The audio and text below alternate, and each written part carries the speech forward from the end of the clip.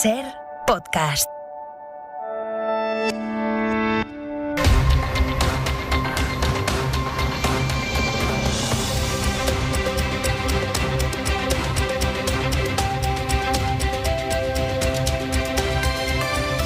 En la cadena SER, Hoy por Hoy, con Ángeles Barceló. Hola, muy buenos días. La Agencia Europea del Medicamento tiene que resolver hoy las dudas sobre la vacuna de AstraZeneca. A pesar de que la Organización Mundial de la Salud aconseje seguir administrando las inyecciones de esta marca, países como España la han dejado en suspenso. Y esos países están esperando ahora la decisión que tome la autoridad europea dedicada a analizar los trombos que han aparecido en un grupo de pacientes. Corresponsal comunitaria Griselda Pastor. Oficialmente han estudiado, sí, caso por caso, por lo que hoy esperamos un informe completo, más allá del reiterado argumento de que el número de muertos por trombosis tras la vacunación es inferior al número de muertos por COVID, aunque lo cierto es que ayer ya la Comisión daba por hecho que la Agencia del Medicamento iba a cerrar hoy las dudas. Confío en AstraZeneca, confío en las vacunas. Evidentemente mañana la agencia va a fijar posición y estoy convencida de que clarificará la situación. Nos dijo von der Leyen que cuenta con esta farmacéutica sin ninguna variación para los planes de vacunación, pendientes, claro, de si la agencia mantiene también hoy que es posible usar esta vacuna sin ningún tipo de edad de limitación. Un juzgado de Marbella ha ordenado que se le practique la autopsia a la mujer de 43 años que murió de hemorragia cerebral días después de haber recibido esta vacuna de AstraZeneca. José Luis Astreola. Hola, buenos días. La ministra de Sanidad llama a la prudencia antes de conocer los resultados. Y hasta ahora lo que hay es una relación temporal y lo que hay que acreditar es que hay una relación causal, que todavía esto no está determinado. Por tanto, también máxima prudencia en este sentido. Van al alza las cifras de contagios en el mundo. Especialmente en aquellos países más afectados. Brasil ha vuelto a registrar la cifra diaria de infectados más alta en toda la pandemia. Lleva varios días así, 90.000 casos en 24 horas. 57.000 ha contado Estados Unidos, 38.000 Francia. El presidente de la República, Macron, confirma que va a haber nuevas medidas y hoy mismo el ministro de Sanidad anunciará restricciones en varias partes del país, París entre ellas, a partir de este próximo fin de semana. Por la situación de las vacunas y por el estado de la pandemia en España, preguntaremos a la portavoz del Gobierno, María Jesús Montero, que estará en Hoy por Hoy desde las 9, con la que analizaremos sobre todo la situación y la crispación política. Le vamos a preguntar por el debate dentro del Ejecutivo por la ley del alquiler que choca con Podemos. Se lo fuimos contando ayer aquí en la SER. El Ejecutivo renuncia a poner topes al precio y apuesta por bajarlo a través de bonificaciones fiscales. Mírenme a los ojos y escuchen. Su comportamiento supone una acción indecente. Es una decisión indigna, repugnante para la democracia de la región y representa la mayor estafa cometida contra la democracia parlamentaria en nuestra comunidad. La moción de censura de Murcia, la que desencadenó el terremoto que ha removido la política en todo el país, fracasará hoy cuando se vote en la Asamblea Regional, aunque pese a perder sus efectos, se van a extender mucho más allá de Murcia. Se percibieron ya ayer en el Congreso mezclados con la campaña electoral en Madrid. Usted conspiraba para cambiar los gobiernos de Madrid, Murcia y Castilla y León. El 4 de mayo ganará en Madrid la libertad. Ustedes han representado la continuidad y el cambio. La continuidad en las malas artes, en el transfugismo, que es la corrupción, señor Egea. Esta mañana les vamos a dar detalles aquí en la SER del rastreo que ha emprendido Ciudadanos dentro de sus propias filas para poder localizar si hay dirigentes que se estén planteando desertar o que estén siendo tentados para hacerlo, para marcharse al PP. Ayer se fue ya un diputado de su grupo en el Congreso. Fue en el Parlamento donde ya por la tarde en la comisión que investiga la Kitchen compareció por videoconferencia desde la cárcel Luis Bárcenas. Y allí señaló a Mariano Rajoy como quien él supone Bárcenas, que está detrás de esa operación de supuesto espionaje al extesorero para robarle los papeles que pudiesen comprometer al Partido Popular. En cuanto a esos papeles... Si en esa sala, en ese despacho del señor Rajoy estaba usted y el señor Rajoy, ¿quién pudo hacer la grabación si estaban solamente usted y él? Aplicando el sentido común, pues está claro que el señor Rajoy no se grabó, pues lo tuve que grabar yo, evidentemente. Usted, por tanto, grabó al señor Rajoy en esa conversación y destruyendo las dos últimas hojas de la contabilidad B del Partido Popular. Así es.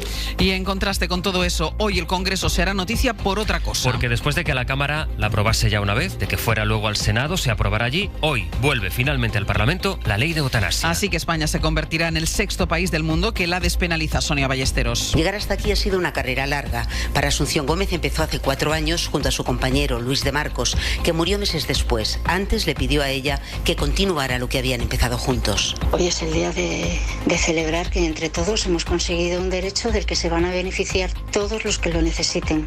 Y quienes no lo quieran no tendrán que hacer uso de ello, porque la eutanasia es un derecho, no es una obligación. Podrán recibir la ayuda a morir quienes tengan nacionalidad española o residencia, sean mayores de edad y conscientes cuando formulen la solicitud. La petición será revisada por 2 médicos y por una comisión de garantía y evaluación que se creará en cada comunidad, y los médicos podrán objetar. PP y Vox, los únicos partidos que rechazan la ley, estudian recurrirla ante el Constitucional. Pablo Morán, buenos días. Hola Ángeles, muy buenos días. Todos reconocemos esta música. Reconocemos la música, pero no el autor. Es Antón García Abril, que murió anoche en Madrid a los 87 años. Uno de los más aclamados compositores de bandas sonoras para cine y televisión, creó más de 200, entre ellas las de Los Santos Inocentes o El Crimen de Cuenca. O esta del Hombre y la Tierra, que nos descubrió la naturaleza del país a toda una generación, o más de una. Bueno, hoy es la ciencia la que nos vuelve a sorprender. Nature confirma la creación de los primeros pseudoembriones humanos creados sin emplear óvulos ni espermatozoides, sino células madre extraídas de la piel de un adulto. Es todo un avance que va a permitir ampliar el conocimiento de las primeras etapas del desarrollo humano, la aparición de problemas congénitos o nuevas terapias contra la infertilidad. Y no olviden abrigarse hoy, que vuelve el invierno. Hoy llega a la península esa masa de aire frío del norte que hará caer las temperaturas en picado y dejará nieve en los próximos días a partir de los 500 metros. De allí, de Canarias, nos llegó ayer este sonido. ¿Podéis avisar a la ambulancia que venga rápido, por favor, a la medicalizada, al 112? Es el sonido de los angustiosos minutos en los que la Cruz Roja atendió a los menores de una patera e incluso tuvo que reanimar en el suelo del puerto a una pequeña de 5 años. Había llegado con parada cardiorrespiratoria. Borja Suárez es el fotógrafo de Reuters que captó ese momento. De forma in extremis y sin esperarlo, le entregan en las manos a un bebé que prácticamente está fallecido y a la tranquilidad y frialdad de saber afrontar ese momento tan dramático. A los pocos minutos la niña se oían los gritos de está viva, está viva, está viva, y uno es padre, uno tiene niños en la casa y es duro, es duro. Es duro cuando el chico te grita, por favor, llama rápido al 112, llama rápido al 112, necesitamos ambulancia aquí. La pequeña sigue hospitalizada en estado crítico. Y Salvamento Marítimo busca más pateras, al menos 3 más. Canarias, sector Palmero, buenos días. ¿Qué tal, Ángeles? Buenos días. Sí, esa es la cifra que barajan los servicios de rescate. De hecho, un avión de salvamento marítimo que lleva días rastreando las aguas situadas al sur de Gran Canaria en busca de esas embarcaciones, con las primeras luces del día volverá a sobrevolar la zona de la conocida como Ruta Canaria. Una ruta canaria que en las últimas horas ha vuelto a ser testigo de la llegada de pateras y cayucos al archipiélago, en los que han venido 115 personas, entre ellos 19 mujeres, 15 posibles menores y un fallecido, con lo que son ya 17 las personas que han muerto en su intento de llegar a las islas en lo que va de año. La Comisión Española de Ayuda al Refugiado ha denunciado esta noche que España solo ha concedido el 5% de las solicitudes de asilo frente al 33% que de media se conceden en la Unión Europea. En Estados Unidos, el gobierno de Joe Biden reconoce que puede estar afrontando la mayor llegada de inmigrantes de los últimos 20 años. Hay miles de ellos que son menores no acompañados. Es la realidad de los migrantes que reclaman nuestra atención en plena pandemia que repunta a nivel mundial. Y lo hace por tercera semana consecutiva. Han subido los contagios por tercera semana. En Estados Unidos van camino de los 30 millones de casos y en Europa se habla ya de la cuarta ola, como apuntábamos en portada, con Italia y Francia a la cabeza. Pero la preocupación aquí sigue estando en la vacuna, no solo por las dudas sobre AstraZeneca, también por el pulso entre Bruselas y el Reino Unido.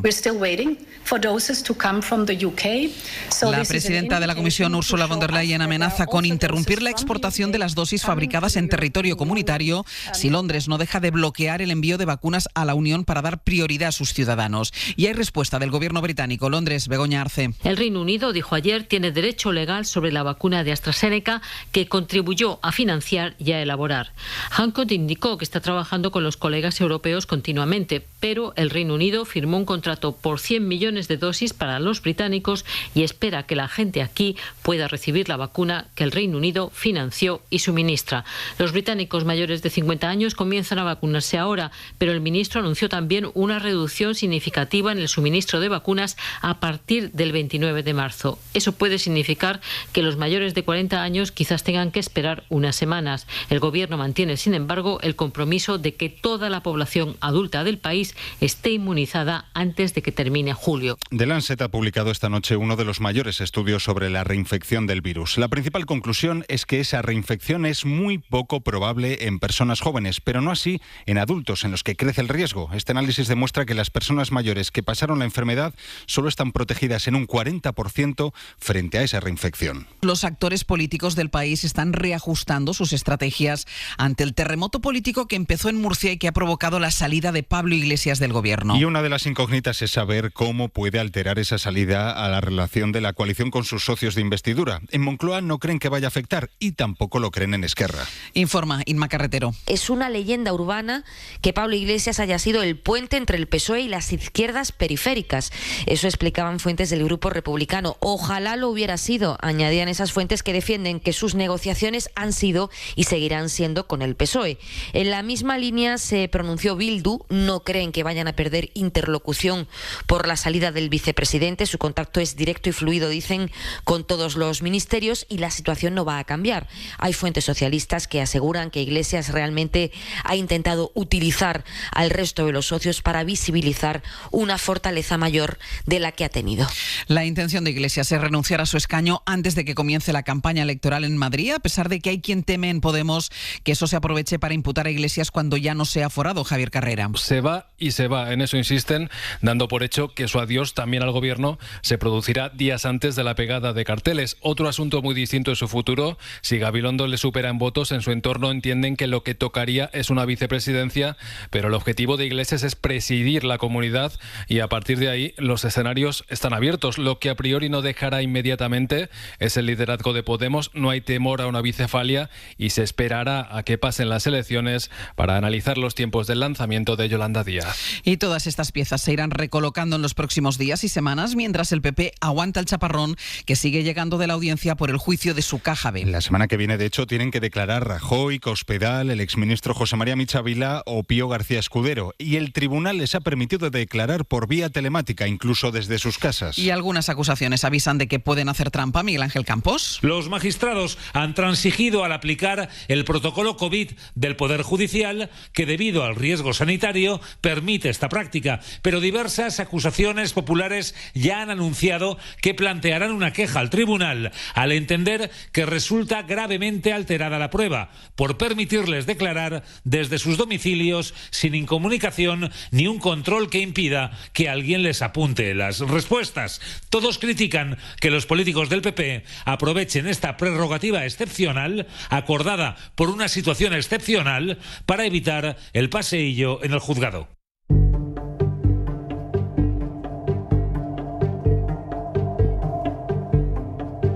Andan en Estados Unidos especulando sobre un posible brote racista contra la población de origen asiático por la pandemia a raíz de un asesinato múltiple que tuvo lugar este martes en Atlanta. El autor está detenido. Acabó con la vida de 8 personas, entre ellas 6 mujeres de origen asiático que trabajaban en 3 salones de masaje. El detenido achaca la matanza a su adicción sexual. Washington, Carlos Pérez Cruz.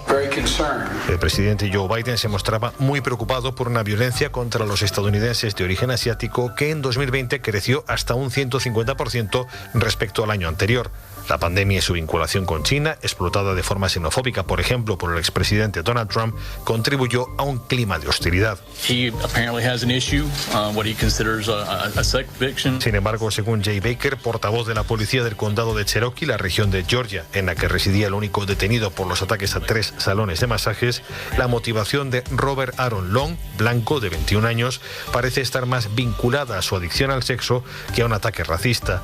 Los salones de masaje eran, según Baker, una tentación que el acusado pretendía eliminar. Fue detenido camino de Florida, donde se sospecha que planeaba llevar a cabo más ataques. Y en Holanda ya hay resultados de las elecciones generales. Mark Rutte ha ganado por cuarta vez consecutiva, aunque lo relevante de los resultados es el ascenso de la candidatura progresista que desbanca a la ultraderecha como segunda fuerza más votada, la Haya. Iman Rashidi. Le seguirá Sigrid Kaag, una diplomática que ha hecho historia entre los progresistas con 27 escaños, su dato más alto. Estos serán probablemente los socios de Rutte en el futuro gobierno, aunque necesitarán a uno o dos partidos más para lograr la mayoría parlamentaria. Quizás los demócratas cristianos del conocido ministro de Finanzas Wopke Hoekstra. La ultraderecha de Wilders se ha visto desplazada por los progresistas. Son ahora el tercer partido del Parlamento y su líder asume que no formarán parte del gobierno porque no le quieren y liderará como hasta ahora la oposición a las políticas de Rutte.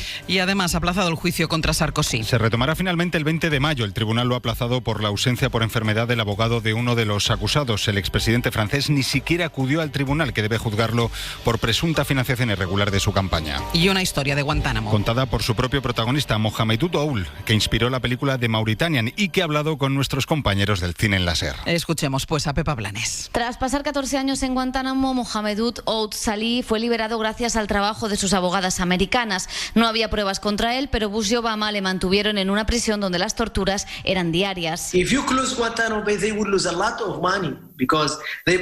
Guantánamo es un negocio para Estados Unidos. Detrás hay compañías de seguridad, de información y de comida. No es tan fácil para un presidente cerrarlo. He pasado mucho allí y espero que esas injusticias las puedan ver todos los espectadores, nos decía en la cadena SER. Y es que su historia se cuenta en The Mauritanian, película nominada al Oscar con Jodie Foster, Tahar Rahim y Benedict Cumberbatch. Hoy por hoy, con Ángeles Barceló. Quiero ser clara y contundente. No es adecuado, no es oportuno y no es conveniente. Entenderán que ante la situación en la que nos encontramos epidemiológicamente, entiendan que no es posible. Y este ministerio, esta ministra, va a trabajar intentando buscar el consenso intensamente para que esa asistencia al público no se produzca. Contó Manu Carreño en El Larguero que la Federación Española de Fútbol quería que la final de la Copa del Rey entre la Real Sociedad y el Athletic se jugase con público. El estadio de la Cartuja de Sevilla se iba a llenar así, en torno al 20 o el 25% de su aforo el próximo día 3 de abril. Supondría la vuelta de los aficionados a los estadios de categoría profesional 13 meses después. Pero ya han escuchado que la ministra de Sanidad no quiere. Pacojo, buenos días. Buenos días, Ángeles. ¿Y ahora qué? Pues ahora la cosa queda en que esta tarde se reúnen el presidente de la Federación con los presidentes de Athletic y Real Sociedad. Si los presidentes dicen no al público, pues se acabó la historia. Si dicen que sí, la Federación se va a apoyar en un informe de la Consejería de Salud de la Junta que autoriza público en las finales de Copa con un dictamen de moderado riesgo. La Federación insiste en que ellos tienen la última palabra y no Sanidad. Pues ahora iremos a ruedas de prensa para que sean seguras. Tienen que ser en la calle. Convocó una ayer Santiago Abascal en Sevilla, que en realidad era un mitin. Con todo su público alrededor para increpar a las y los periodistas cuando las preguntas molestan. Este pasaje sucedió cuando preguntaba Marta Maldonado, compañera de La Razón. ¿Usted cree que una rueda de prensa en un lugar cerrado es en estos momentos algo seguro? Nosotros estamos absolutamente convencidos de que no. Guardando la distancia de seguridad sí, pero esto no parece una rueda de prensa, parece un mitin y es complicado para los periodistas. Por favor. Es jueves, es 18 y estos son los titulares del día. La Asamblea de Murcia vota esta mañana la moción de censura que provocó el terremoto político en España. Ya es seguro que no va a salir adelante. Todos los diputados de Vox, también los expulsados de ese grupo, van a rechazar la moción a cambio de implantar el PIN parental en la comunidad. La Agencia Europea del Medicamento va a publicar hoy el resultado de su estudio sobre los casos de trombosis que han paralizado la vacuna de AstraZeneca en la Unión. En España hay 3 casos, incluida la muerte de una profesora de 43 años a la que se va a practicar la autopsia. Salvamento Marítimo busca 3 embarcaciones más en la ruta de los inmigrantes hacia Canarias. En las últimas horas se han localizado otras 3 con 115 personas a bordo. Sigue en estado crítico la niña de 5 años a la que tuvieron que reanimar a su llegada al puerto. El Congreso aprueba definitivamente esta mañana la ley de la eutanasia. España se va a convertir así en el 6º país del mundo que despenaliza la muerte digna. La nueva ley entrará en vigor en 3 meses. Y del exterior crece la tensión entre Estados Unidos y Rusia. El Kremlin ha llamado a consultas a su embajador en Washington después de que la Casa Blanca acusara a Moscú de intentar interferir en las elecciones. Y además, Pablo, los taxistas que vuelven a plantar cara a las los VTC, los de Barcelona, van a ocupar esta mañana el centro de la ciudad en protesta por el retorno de Uber. Barcelona, Berto Olivier, buen día. Buen día. El sindicato Elite Taxi ha convocado una marcha lenta que arrancará a las 9 de la mañana. Los taxistas cruzarán la ciudad y en su paso por el centro de Barcelona tienen previsto parar delante de la patronal Fomento del Trabajo a la que pertenece Uber. Su recorrido finalizará en el Parlamento, donde se reunirán con distintos grupos políticos. El Instituto Metropolitano del Taxi mantiene que Uber no puede operar en la ciudad porque, según dicen, no cumplen la normativa. En la cadena SER, Hoy por Hoy, con Ángeles Barceló. Vamos ya con el repaso a la prensa. Vamos a destacar lo más interesante que cuentan los periódicos con Pedro Comballo y con Sastre. Pedro, voy contigo porque hay mucha política, mucho análisis político y mucha información política en la prensa. Un golpe de mirada, solo un golpe de mirada de abajo arriba en algunas portadas nos deja clara la distancia que hay. En la portada poca, en la realidad mucho, entre la vida y la política. La imagen tiene casi 2 días, es verdad, pero hoy asoma a 2 portadas, al Periódico y al País. Es de esas que te golpea duro. Un miembro de los equipos de emergencia atiende a un bebé en estado crítico que había llegado a Canarias, la fragilidad del bebé, con también la delicadeza y la entrega del personal sanitario para intentar salvarle la vida. Claro, que si subimos un poquito la mirada de esa foto hacia arriba, un poco más arriba, se lee, por ejemplo, en el País este titular: la política se embarra ante la batalla electoral por Madrid. Y así estamos. Hoy la política lo salpica todo. El Mundo apuesta por la descomposición de Ciudadanos. Las fugas, dice, dejan este partido sin grupo en el Senado y roto en el Congreso. Titula: el ABC hurga en la herida de lo que califica como un nuevo fiasco del PSOE en Murcia. Los díscolos de Vox no aceptan su oferta. Destaca: La Razón reparte protagonismo entre Arrimadas, de la que dice que se la juega manteniendo a Guado como candidato en Madrid, e Iglesias, del que asegura que va a mantener el escaño porque eso le vale el aforamiento y le protege ante el juez del caso Dina. ABC también destaca este asunto en su edición de hoy. Denuncia la incongruencia de Iglesias, que cuestionó a ella por mantenerse en el cargo hasta que empezara la campaña, y él, sin embargo, decide hacer lo mismo, mantenerse en el escaño hasta el 18 de abril. El Español muestra una foto en la que se ve al tránsfuga Fran Hervías, recuerden, ex senador de Ciudadanos, ex secretario de Organización en Ciudadanos con Rivera y ahora en las filas del PP. Está en un restaurante con 2 senadores de Ciudadanos, ex senadores de Ciudadanos, Argüeso expulsado, Oñi, ayer se supo que dejaba el grupo de Ciudadanos en el Senado, y una diputada. El Mundo cuenta que hay una diputada de Ciudadanos que se llama Marta Martín que sopesa dejar Ciudadanos. La diputada que aparece en esa foto en el restaurante con Fran Hervías es Marta Martín. Así que, ¿qué va a pasar con Marta Martín? Bueno, lo podemos sospechar. Y dice La Razón en su editorial que lo que demuestra cada sesión parlamentaria es la desconexión entre la política y la sociedad que asiste a la sucesión de crisis alejadas de las urgencias que tiene el país. La prensa internacional, Bayo, sigue muy centrada en la pandemia. Europa sufre una crisis de confianza con las vacunas, dice el Washington Post. Sí, se debe investigar cualquier posible efecto secundario con AstraZeneca, pero la pausa en la vacunación podría despertar dudas en la población y eso es lo último que Europa necesita. Y dice el diario además que va a haber obstáculos, que va a haber baches, que los políticos deben saber que sí, que esos baches van a existir, pero que hay que evitar que cunda el pánico. Die Welt asegura que von der Leyen ha dado un giro de 180 grados y amenaza con el nacionalismo de la vacunación. Ojo, porque la Comisión anda preocupada porque en Europa se han exportado 35 millones de vacunas a una treintena de países y apenas se han puesto 51 millones de dosis a sus ciudadanos. Le Figaro habla sobre la nueva variante bretona del virus que mantiene en alerta a las autoridades francesas. No es tan preocupante, dicen, como la sudafricana, la británica o la brasileña, pero sí se le sigue la pista porque parece que escapa a la detección mediante PCR con los métodos actuales. Y en el Financial Times cuentan cómo Islandia va a abrir a partir de hoy sus fronteras a los turistas vacunados, a los turistas europeos, estadounidenses y británicos que no van a tener que guardar cuarentena. Una prueba de vacunación va a bastar para poder atravesar la frontera, aunque, ojo, porque los temblores con los volcanes amenazan con truncar la temporada. Referencias pandémicas en la prensa española. Es muy interesante, muy elocuente la forma en la que comienza la información del País sobre su charla, entrevista con el comisario europeo de Justicia. Cuenta que en esa conversación el comisario repite una y otra vez, y que se revuelve cuando lo hace, repite una y otra vez que no es un pasaporte vacunal, es un certificado de la COVID. Bueno, en Bruselas preocupa quedan claro todos los reparos éticos que plantea esa iniciativa.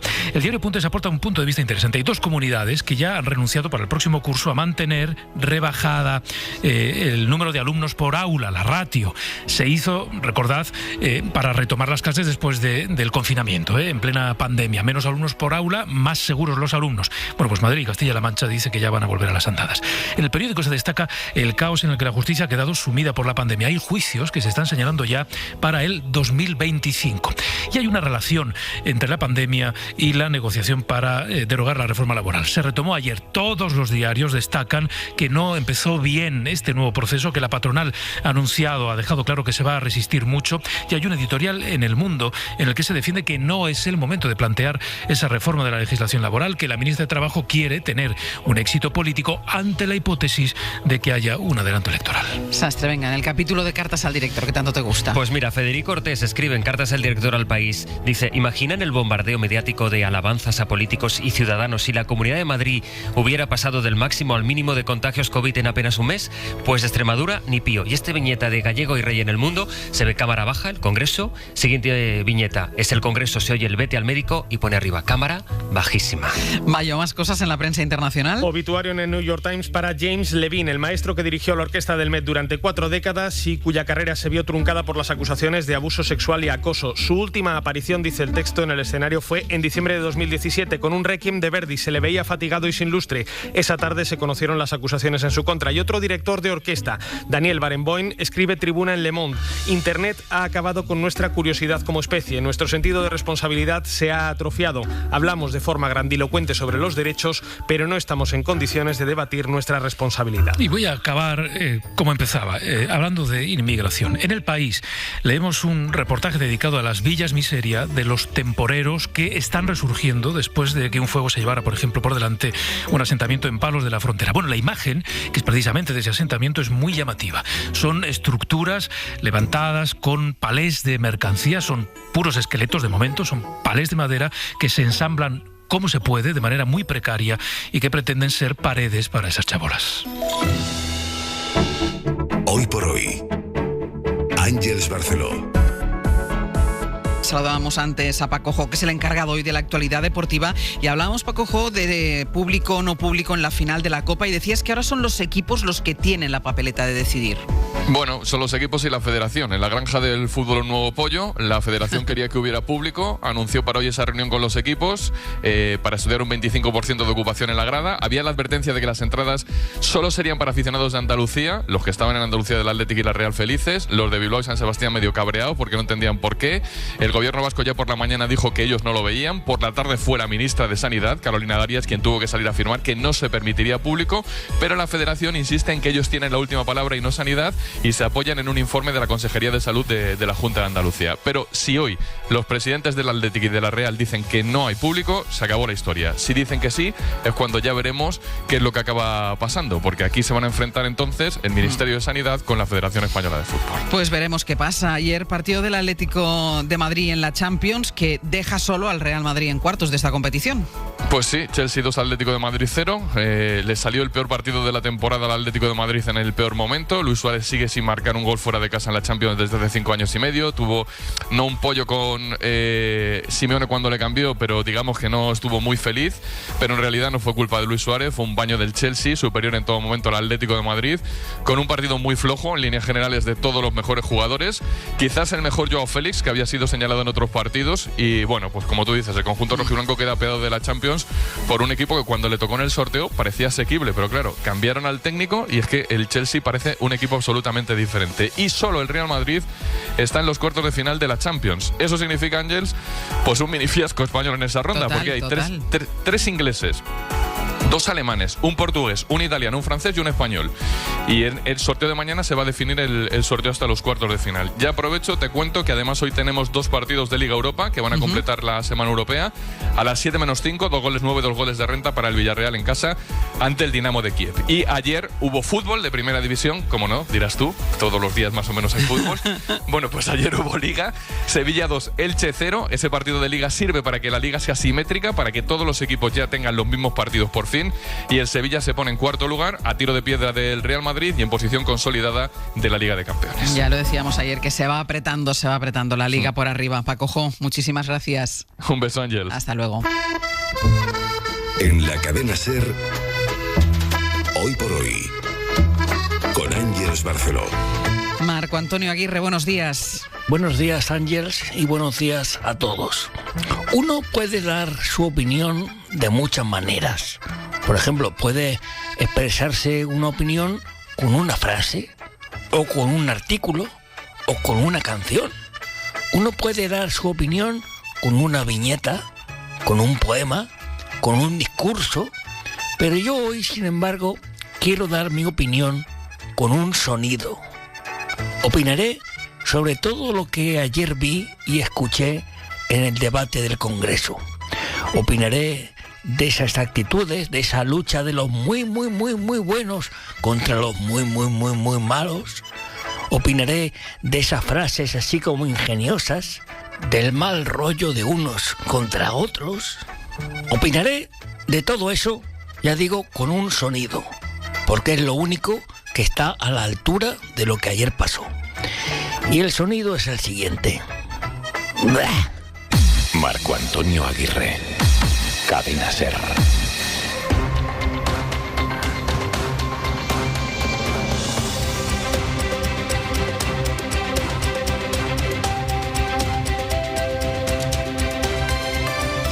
En la cadena SER,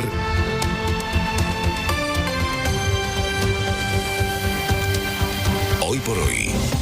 Hola, muy buenos días. El día que de manera sorprendente el vicepresidente segundo del gobierno, Pablo Iglesias, anunció que lo dejaba para convertirse en candidato a la presidencia de la Comunidad de Madrid, señaló como tarea pendiente y su principal ocupación en sus últimos días en la Moncloa la ley de la vivienda.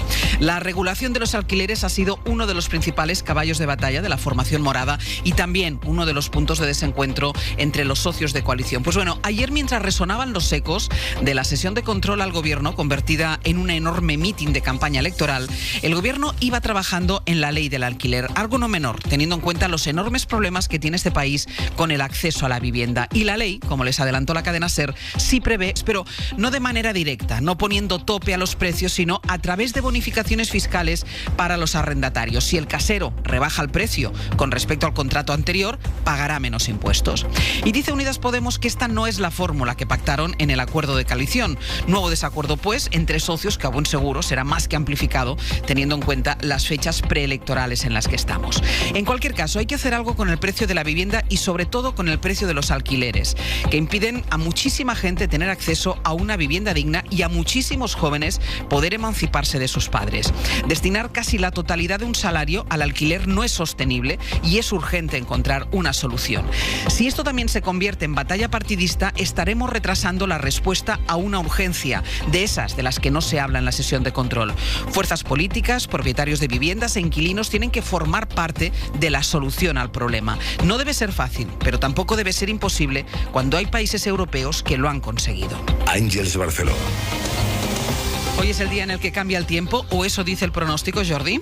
Cambio que se notará sobre todo en las temperaturas y especialmente en las máximas. Ahora hace un frío parecido a las últimas mañanas. Las máximas en general serán de 5 a 10 grados más bajas que ayer, a pesar de que seguirá haciendo sol. Nubes en el Cantábrico con precipitaciones sobre todo al final del día, también en el Alto Ebro, nieve a 600 metros y mucha atención a las tormentas que también la segunda mitad de la jornada y sobre todo la próxima noche descargarán en el sudeste. Los próximos días más frío.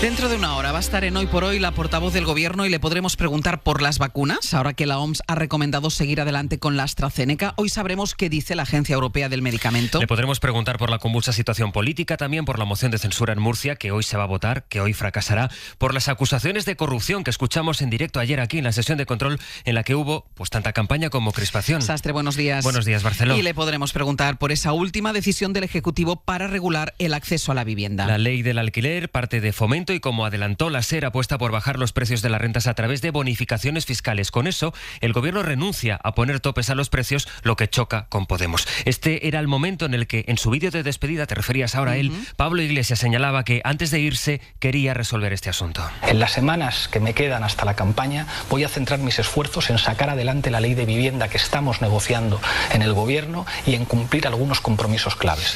Pues hoy vamos a empezar con la pizarra. Javier Ruiz, buenos días. ¿Qué tal? Muy buenos días, Ángeles. Para comprender el nuevo alquiler, ¿cómo va a funcionar, Javier? Pues la nueva ley se basa, como estabais contando, en descuentos fiscales, del 50% como base y hasta del 90% como máximo.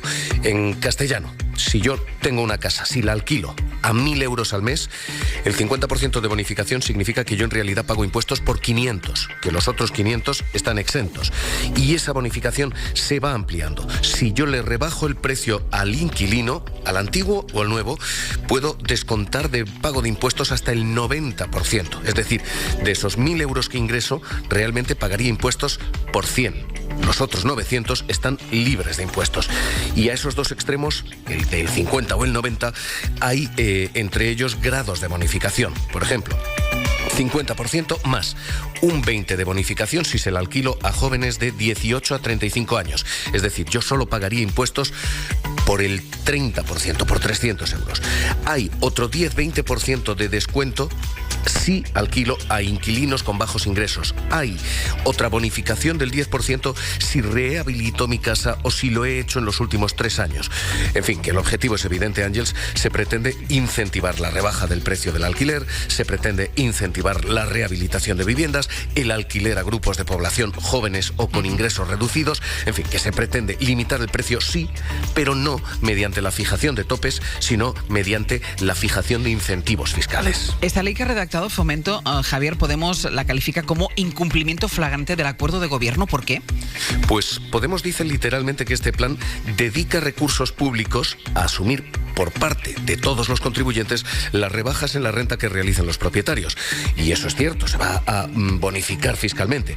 Pero añade, de nuevo también literal, cuanto más cara sea la renta y más viviendas tenga un propietario, mayor va a ser su beneficio fiscal. Y eso ya no es del todo cierto.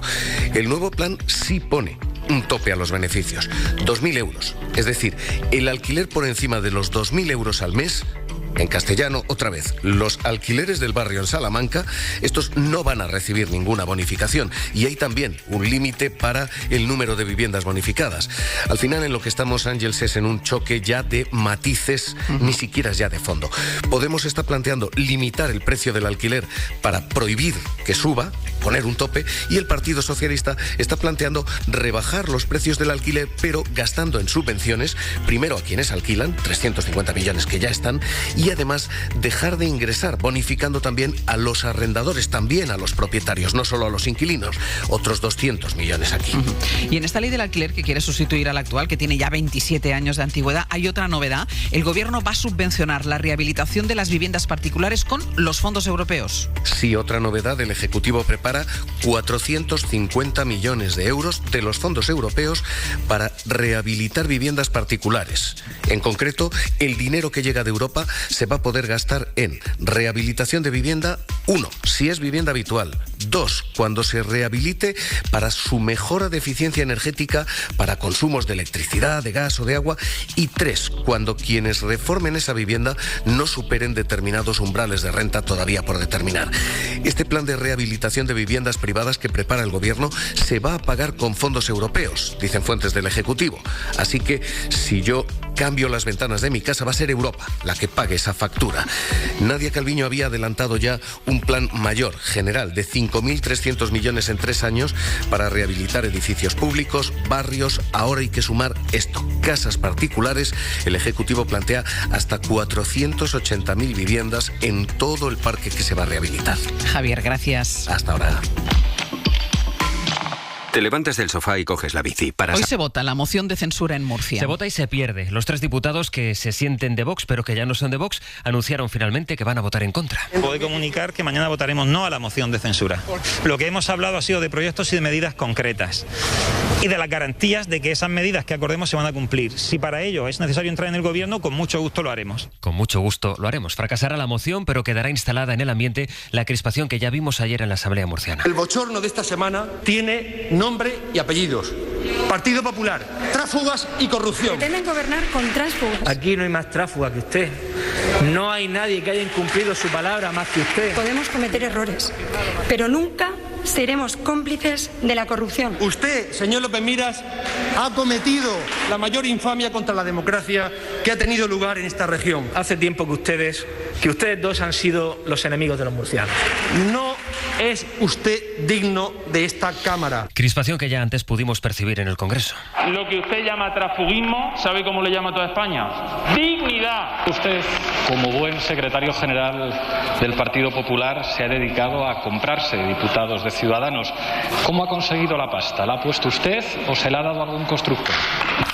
Fue la moción en Murcia lo que abrió la crisis en la que se encuentra Ciudadanos, de cuyo grupo en el Congreso se ha ido un diputado, uno de los 10 que tiene, Pablo Cambronero, y atención porque la dirección sospecha de que puede haber nuevas deserciones en esa Cámara de manera inminente. La formación ha expulsado a uno de sus senadores, eso era el Congreso. Ahora en el Senado pues ha expulsado a uno de sus parlamentarios, al que acusa de ofrecer prebendas a cargos del partido para que se pasasen al PP. Se va también de Ciudadanos y al grupo mixto la senadora Ruth Goñi. Por tanto, el partido Ciudadanos se queda sin grupo propio en la Cámara Alta. La situación ha llegado a tal extremo que Ciudadanos rastrea entre sus propias filas para buscar a posibles desertores. Óscar García, buenos días. ¿Qué tal, Ángeles? Buenos días. Y Arrimadas ha activado todos los sistemas de control del partido para detectar a los traidores, así les llaman, en toda España. Las garras del PP, nos dicen, están llegando a límites insospechados. Arrimadas ha activado el botón rojo. Quiere adelantarse para detectar a todo aquel que por su estrecha relación con Fran Hervías puede hacer daño al partido. La expulsión de un senador es una prueba de ello y advierten desde la cúpula a los que usen a Ciudadanos para aprovecharse de que no habrá contemplación alguna, incluso en los tribunales, si hiciera falta. Tiene que saber una cosa, España es mucho más que todos ustedes y por eso el 4 de mayo ganará en Madrid la libertad. Ay, señor Casado, que estamos en campaña. Estamos en campaña y aquí hemos estado con el mitin, ¿qué nos toca? Estamos en campaña, decía el presidente del Gobierno, eso fue a primera hora en el Congreso, luego Díaz Ayuso. Les anuncio que vamos a aprobar compensaciones económicas para sectores afectados por la pandemia, aquellos que han quedado excluidos de las ayudas anunciadas por el Gobierno de España. Que su consejero de Hacienda evitaba concretar de cuánto iban a ser esas ayudas. No podemos definirlas hasta que el Gobierno no termine de definir los términos y condiciones de las suyas. Yo estoy seguro que va a ser un volumen importante. Pues sobre Madrid, Íñigo Errejón habló ayer por primera vez de la decisión de Pablo Iglesias de dejar el Gobierno para presentarse en las elecciones. Lo hizo anoche en Hora 25. Pero una decisión inesperada, con sorpresa para todo el mundo, y una vez confirmado que no produce ningún desajuste ni ninguna crisis en el Gobierno nacional, pues yo creo que eso asegura que la candidatura Unidas Podemos supera el 5% y por tanto ninguno solo de los votos que quieran votar por una alternativa al desastre de Ayuso se va a perder. Así que yo creo que en ese sentido es una buena candidatura que suma. Errejón, que sacó en el Congreso el tema de la salud mental y le exigió al Gobierno que doble el número de psicólogos que hay en la sanidad pública. Contamos ayer en directo, lo vivimos aquí, el momento en que un diputado del PP, Carmelo Romero se llama, le gritó vete al médico, luego él se disculpó en Twitter. También en esa red social escribió Andrea Levy, del PP, ir al médico no es ni un insulto ni algo con lo que ridiculizar a nadie por mucha distancia ideológica. Anoche en Hora 25, Levy y Errejón se cruzaron en antena. ¿Qué tal, Íñigo? ¿Cómo estás? Oye, gracias por salir hoy. Es, creo, algo de compañerismo. Somos más que dos personas que defienden sus ideas, ¿no? Dos personas que comparten servicio público, ¿no? Y yo creo que hay veces que no nos podemos deshumanizar por eso desde la trinchera política. Y luego está Bárcenas, que ayer fue el primero en declarar en el Congreso por la Kitchen, la operación para espiar con fondos públicos al extesorero y supuestamente robarle la documentación que tuviera del PP. Bárcenas apuntó a Mariano Rajoy. Carolina Gómez, buenos días. Buenos días. Empezó diciendo que se acogería a su derecho a no declarar, pero al final cayó en la tentación y aunque en términos de su posición, por primera vez señalaba a Rajoy como inductor de la operación Kitchen. Pero usted supone que fue Mariano Rajoy quien le pide al señor Jorge Fernández Díaz que haga lo posible para que a usted le puedan quitar toda aquella información. Es una suposición, pero así lo creo. Reitera además que grabó a Rajoy reconociendo la Caja B y confirma que el PP le ofreció a través de un abogado la cabeza de Alberto Ruiz Gallardón. ¿Qué le propone cargarse a Gallardón a cambio de su silencio? A mí eso me lo traslada un abogado que se llama Javier Iglesias. El PP no ha interrogado a Bárcenas y acusa al Gobierno de hacer un juicio inquisitorial y una causa general contra su partido. Por la comisión aún tienen que pasar el propio Rajoy, Cospedal y Villarejo. En la cadena SER, Hoy por Hoy, con Ángeles Barceló. Una de las noticias más esperadas del jueves será la decisión que tome la Agencia Europea del Medicamento sobre la vacuna de AstraZeneca, suspendida ahora en varios países, España entre ellos, por los trombos que han aparecido en algunos pacientes. Confío en AstraZeneca, confío en las vacunas, decía Ursula von der Leyen, que emplazaba a que la Agencia Europea clarifique hoy la situación. La OMS ha recomendado seguir adelante con las dosis de esta marca porque, dice, las ventajas de inmunización son mayores que los riesgos. En España se están investigando varios casos y si tienen relación con esta vacuna, entre ellos la muerte de una profesora de Marbella. Pero, Mariola Lourido, buenos días. Buenos días, Ángeles. El Ministerio llama a la serenidad. Porque de momento no está acreditada esa relación causal entre la vacuna y las trombosis raras que se han detectado, solo una relación temporal.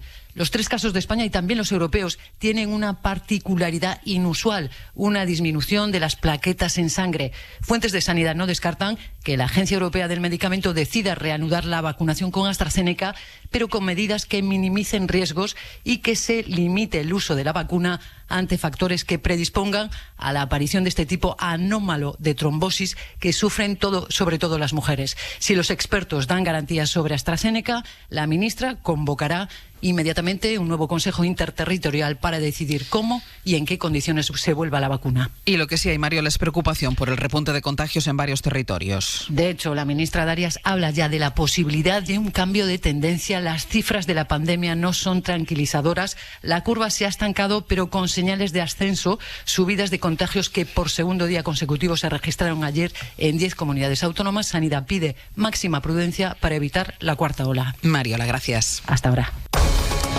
Y la crónica del mundo está hoy en las tensiones diplomáticas entre Estados Unidos y Rusia, después de que Joe Biden contestase que sí a la pregunta de si considera a Vladimir Putin un asesino. Desde Washington, Carlos Pérez Cruz. De la simpatía por los líderes autoritarios de su antecesor a la dura retórica de Joe Biden. Tras conocerse el informe de inteligencia que señala que Rusia intentó interferir en las últimas elecciones, Biden aseguró en una entrevista en ABC que Putin pagará el precio. Según medios estadounidenses, la Casa Blanca impondrá sanciones a Moscú en próximos días, pero si nos atenemos al precedente más cercano, el de las sanciones contra Arabia Saudí por el asesinato del periodista Jamal Khashoggi, sería sorprendente que esta vez sí apuntaran contra el principal señalado, en este caso contra Vladimir Putin.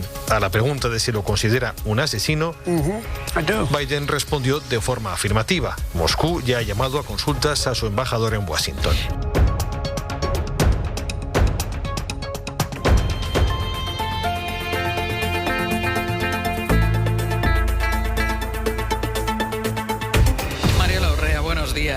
¿Qué tal? Buenos días. ¿Puedes asumir más giros de guión o ya no puedes más? No, lo recordaba hace unos minutos, ¿no? Digo, hace una semana estábamos con ese terremoto y todavía seguimos con los efectos del seísmo, o sea que bueno, pero en todo caso, más allá de que obviamente estamos hablando de cosas que impactan en la vida de las personas, en términos teóricos, en términos, claro, es el escenario perfecto. Claro, Javier Aroca, buenos días. Hola, buenos días. ¿Todavía esperas algún otro giro de guión? No, yo creo que sí, claro. ¿Cómo vamos a vivir sin ellos, no? Claro. No, pero bueno, que aquí lo mismo valemos para un roto que para un descosido, ¿no? Eduardo Madina, buenos días. ¿Qué tal, Ángeles? Buenos días. ¿Y tú? ¿Asumes todavía más giros de guión?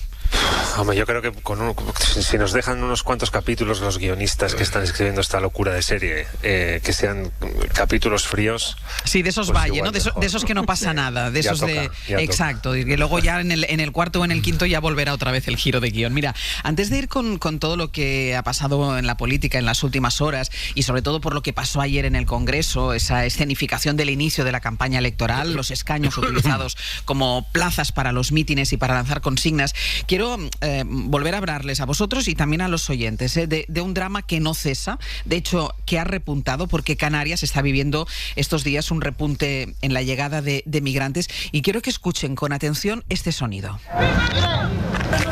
¿Podéis avisar a la ambulancia que venga rápido, por favor, a la medicalizada, al 112?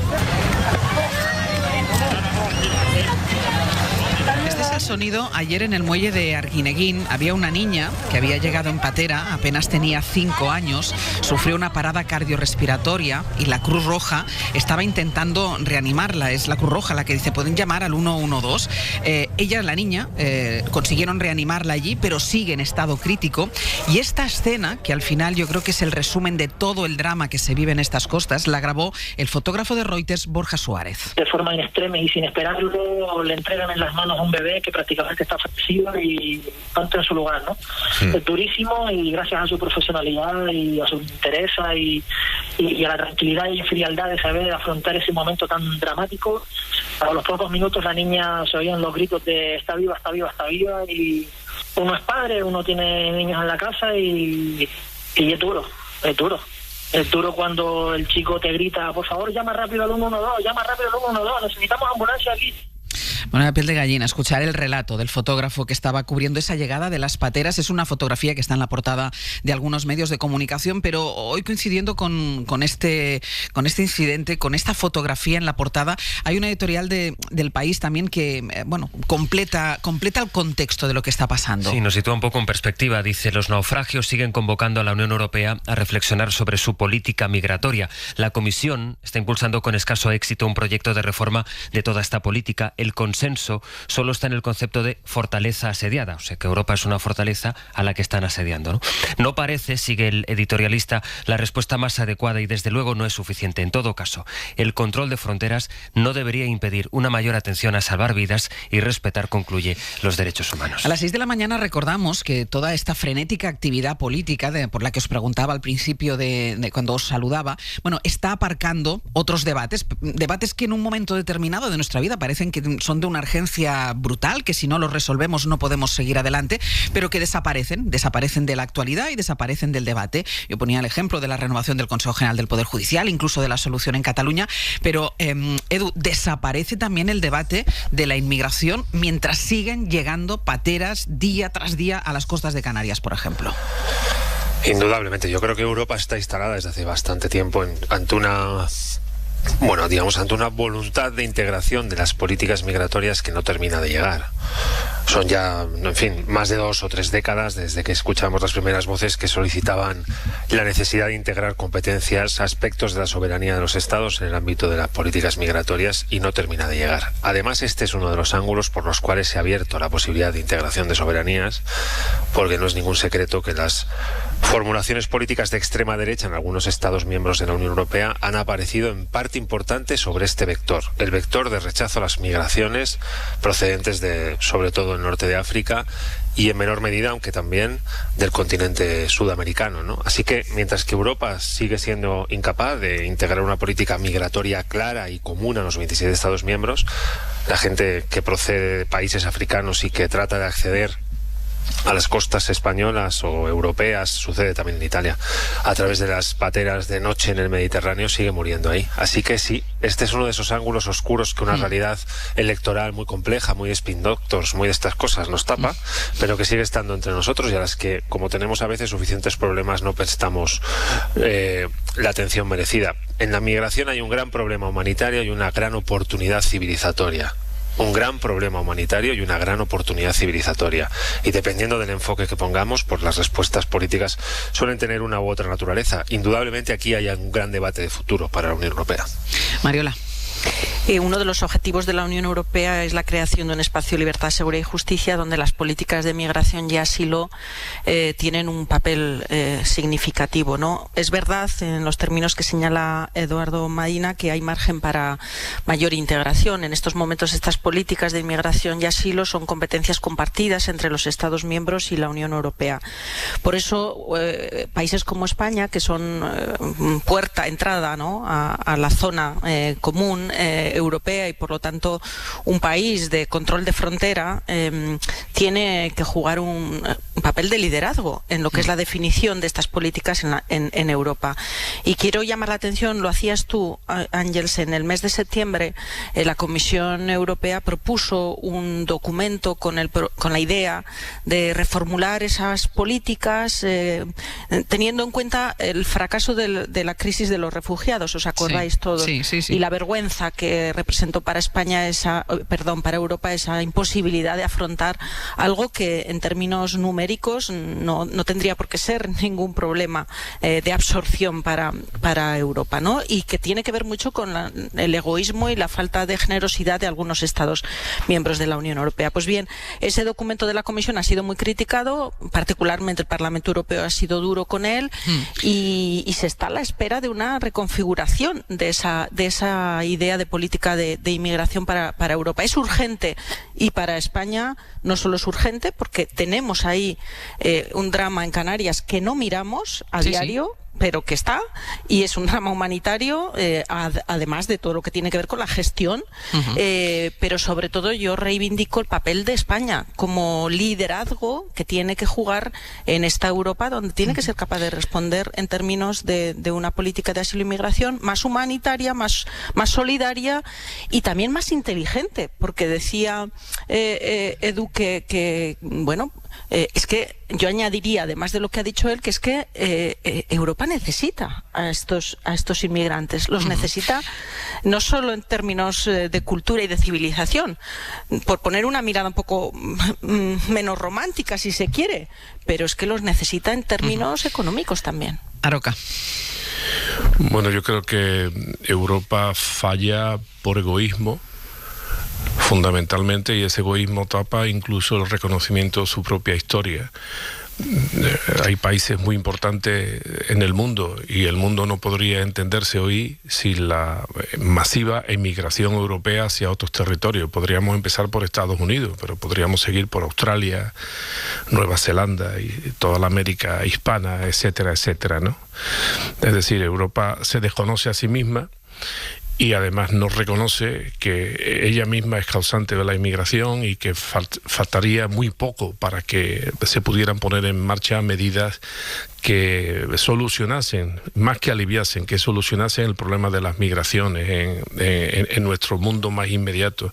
Siempre ha habido un problema en este sentido, pero por retrotraer un poco la historia, Cicerón ya hizo un discurso brillantísimo ante el Senado en defensa precisamente de la inmigración, defendiendo precisamente a un gaditano que fue el primer cónsul bético, por cierto, no romano, bético me refiero de la Bética. Sí, no del Betis, no del Betis. También sería bético, seguro, de la provincia senatorial probablemente más importante de la península ibérica y que llegó a ser el primer cónsul de Roma, ¿no? Es decir, Roma solucionó aquel problema y le produjo beneficios clarísimos. La cultura romana no podría entenderse sin las grandes aportaciones de las migraciones desde sus provincias, ¿no? Y naturalmente, lo ha dicho también Madina, la debilidad europea se nutre ahora de una debilidad política de primer orden, que es la amenaza de la extrema derecha. Pero recordad una cosa, el Brexit se produjo en su origen por una rechazo tajante de los euroescépticos y de la extrema derecha británica contra la inmigración, precisamente en el Reino Unido, un país que no es modelo precisamente de otra cosa distinta. Voy a hacer una pausa,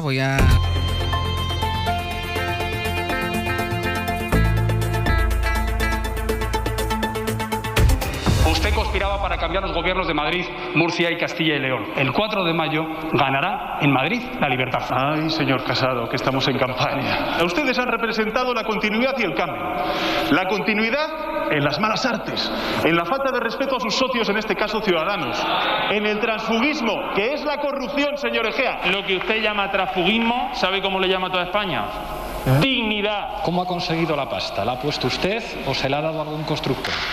Más de 100.000 españoles han muerto por COVID, más de 30.000 ancianos han muerto en residencias. Ese es el único legado del señor Iglesias. Su escudo social era volver a Vallecas en coche oficial. Mire, ustedes están hablando mucho de comunismo y de libertad. Ustedes no le llegan a la suela de los zapatos a los comunistas españoles. No hace falta que se cambien de sede. Quédense en Génova.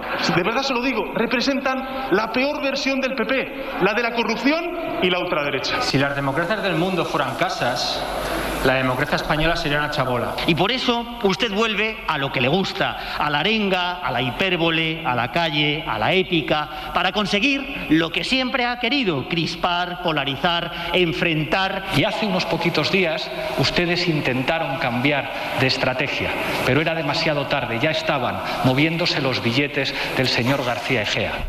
Esto es parte de la sesión de control al gobierno ayer en el Congreso de los Diputados, aunque podría haber sido también, si uno aterriza en este momento y no sabe que ayer hubo sesión de control, puede pensar que esto puede ser también, sonidos que hemos extraído de un debate electoral, porque al final, en eso, más que en un debate, en una sucesión de mítines electorales, es lo que se convirtió ayer el hemiciclo. La campaña llegó hasta la Cámara, hasta el Congreso de los Diputados, y entiendo que ha llegado para quedarse. Las elecciones no son hasta el 4 de mayo y quedan todavía bastantes sesiones parlamentarias. Hemos escuchado a Casado, Sánchez, García Egea, Iglesias, cruce de acusaciones sobre la moción de censura, transfugismo, las elecciones en Madrid, la salida de Iglesias del gobierno.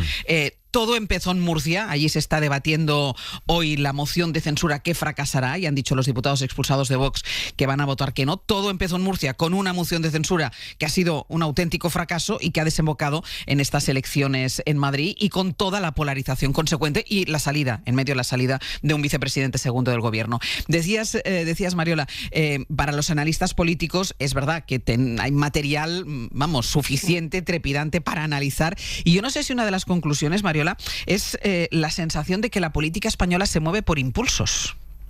Esa puede ser una reflexión, y otra, que la política española le encanta vivir en la confrontación y en ese estímulo, en ese chute de adrenalina que genera siempre los momentos de campaña electoral, ¿no?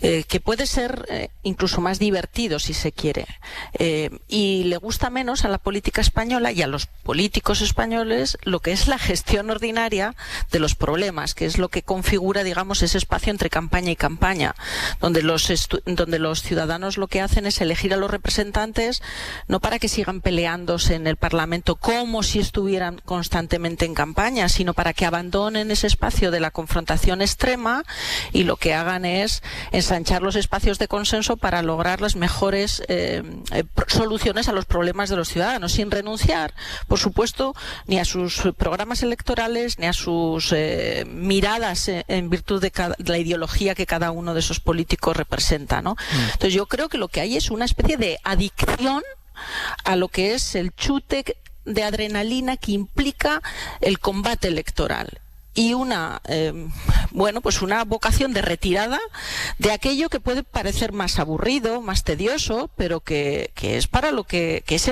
la función de un político, que es la gestión de los problemas. Aroca, ¿coincides con esto?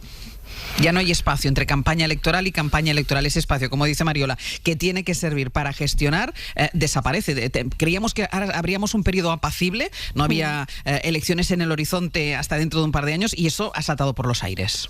Bueno, pero hay un marco de la gestión. El marco de la gestión es el normal funcionamiento de las instituciones, la democracia y la decencia. Y eso no está pasando. Antes decías tú que determinadas circunstancias ocultaban el debate sobre algunos asuntos, como el gravísimo de la inmigración. En este caso, la performance parlamentaria a la que nos tienen acostumbrados, con gamberrismo político incluido, ese teatro de sombras al que se refería don Carlos Marx, pues está ocultando una realidad que no puede pasar desapercibida ni por la ciudadanía, ni por los medios de comunicación, ni por los políticos, ni por los actores democráticos de una sociedad como la nuestra, ¿no? Y es la corrupción. porque la corrupción ya no está siendo solamente la corrupción de la economía o la corrupción de algunos corruptos que se dejan comprar, ¿no? Es la corrupción de las instituciones, es la corrupción política. Norberto Bobbio, que fue aparte de un gran jurista, un gran político y un gran periodista que se implicó bastante en los tiempos malos de Italia, los tiempos de la Mani Pulite, decía que la corrupción era precisamente lo que más corroe, y valga la redundancia, la democracia. O sea, una democracia con corrupción no es viable, ni es viable si hay corrupción político, económico, judicial, ni tampoco si hay corrupción política. Lo que está ocurriendo en España ahora mismo es gravísimo, porque se están comprando voluntades, se están derribando partidos, se están desmoronando partidos, está habiendo transfugismo, está habiendo fugas, deserciones, está habiendo gente que se deja comprar por la política, y al mismo tiempo no solamente están vendiendo su partido, sino están vendiendo a la voluntad popular que expresó un determinado apoyo a una determinada fuerza política. Todo eso está ocurriendo en España, de manera que lo que ocurre en el Parlamento, en los términos que está ocurriendo, a mí me importa un pimiento. A mí lo que me importa es lo que está pasando de verdad en la sociedad española, y que la gente, de una manera absolutamente brechtiana, está absolutamente ignorante porque no la informan, y al mismo tiempo insensible porque parece que nada la motiva. Edu. Sí, estoy muy de acuerdo con lo que ha dicho Aroca, porque creo que da la sensación la política de estar bifurcándose del debate de la calle, y el debate de la calle, pues no sé si tiene mucho que ver con el corte que hemos escuchado de las voces que intervenían ayer en el hemiciclo del Congreso de los Diputados. Yo creo que si enmarcamos esto en el contexto en el que está o al contexto al que pertenece, la imagen es tremenda, porque mientras que en España hay casi, según el Instituto Nacional de Estadística, más de 90.000 personas que han fallecido por esta pandemia, en plena aplicación o implementación del calendario de vacunación, con un desempleo que el último dato fue tremendo, con unas circunstancias económicas tan difíciles, la señora presidenta de la Comunidad de Madrid ha decidido disolver la Asamblea, el Parlamento Autonómico de la Región de Madrid, por un asunto que sucede en la región de Murcia, y ha decidido convocar elecciones a mitad de camino en la legislatura. Esto es el marco en el que estamos. Y la izquierda tomó la decisión de presentar o intentar presentar 2 mociones de censura en el momento en el que la señora Díaz Ayuso intenta disolver o firma el decreto de disolución de la Cámara Regional, ¿no? Todo un poco, perdón por la palabra, todo un poco marciano, porque si lo vemos aplicado a la realidad de las cosas, a las empresas que no abren, a las personas que pierden su empleo, a las personas que están sufriendo los datos de impacto, de tristeza, depresión, etcétera, que hemos visto estos días a partir del informe aprobado o del estudio aprobado por el Centro de Investigaciones Sociológicas, pues no parece ser el mejor momento para una campaña electoral. Es así. Y este recalentamiento electoral, de la temperatura electoral entre los partidos que hemos escuchado por el corte y que vamos a seguir escuchando en los próximos días, conecta con lo que ha dicho Mariola Urrea, que estoy completamente de acuerdo, ¿no? Una sensación de electoralización del ambiente, de la atmósfera política, que nos lleva a caminos más fáciles para quienes están metidos ahí, porque es verdad que la bronca política es más fácil de plantearla que la gestión burocrática y aburrida de la transformación social con arreglo a un programa electoral en las frías tardes de los despachos de los ministerios y de las consejerías. Eso es más aburrido, es más gris, es más costoso, es más cansado, es menos lucido y menos mediático. Pero es más importante de fondo. Da la sensación de que la morfina que produce, o las endorfinas, mejor dicho, que produce una campaña electoral, es algo demasiado tentador en este país. Que yo creo que tiene también que ver esta adicción a lo que es la parte más combativa de la política, y esta aversión a la parte más técnica, más de gestión de los problemas, tiene mucho que ver con los perfiles de quien hoy están en política. Si hacemos un barrido por el Parlamento, nos damos cuenta que no hay demasiados profesionales, en el sentido de personas que han tenido una trayectoria, unas experiencias vitales, una carrera profesional al margen de lo que es la gestión pública, sino más bien personas que hacen de la política su carrera profesional. Esto tiene un componente en términos de habilidades y de competencias muy determinado de esas personas, que se sienten más cómodos en lo que es ya ni siquiera la lucha electoral, sino la lucha orgánica. Pero entiendes, Mariola, que no se han metido en política por una vocación de servicio público. Bueno, yo no me gustaría dudar. Te lo pregunto, ¿eh? Sí, no me gustaría dudar de lo que ellos mismos afirman, pero me gustaría ir más a los datos objetivos.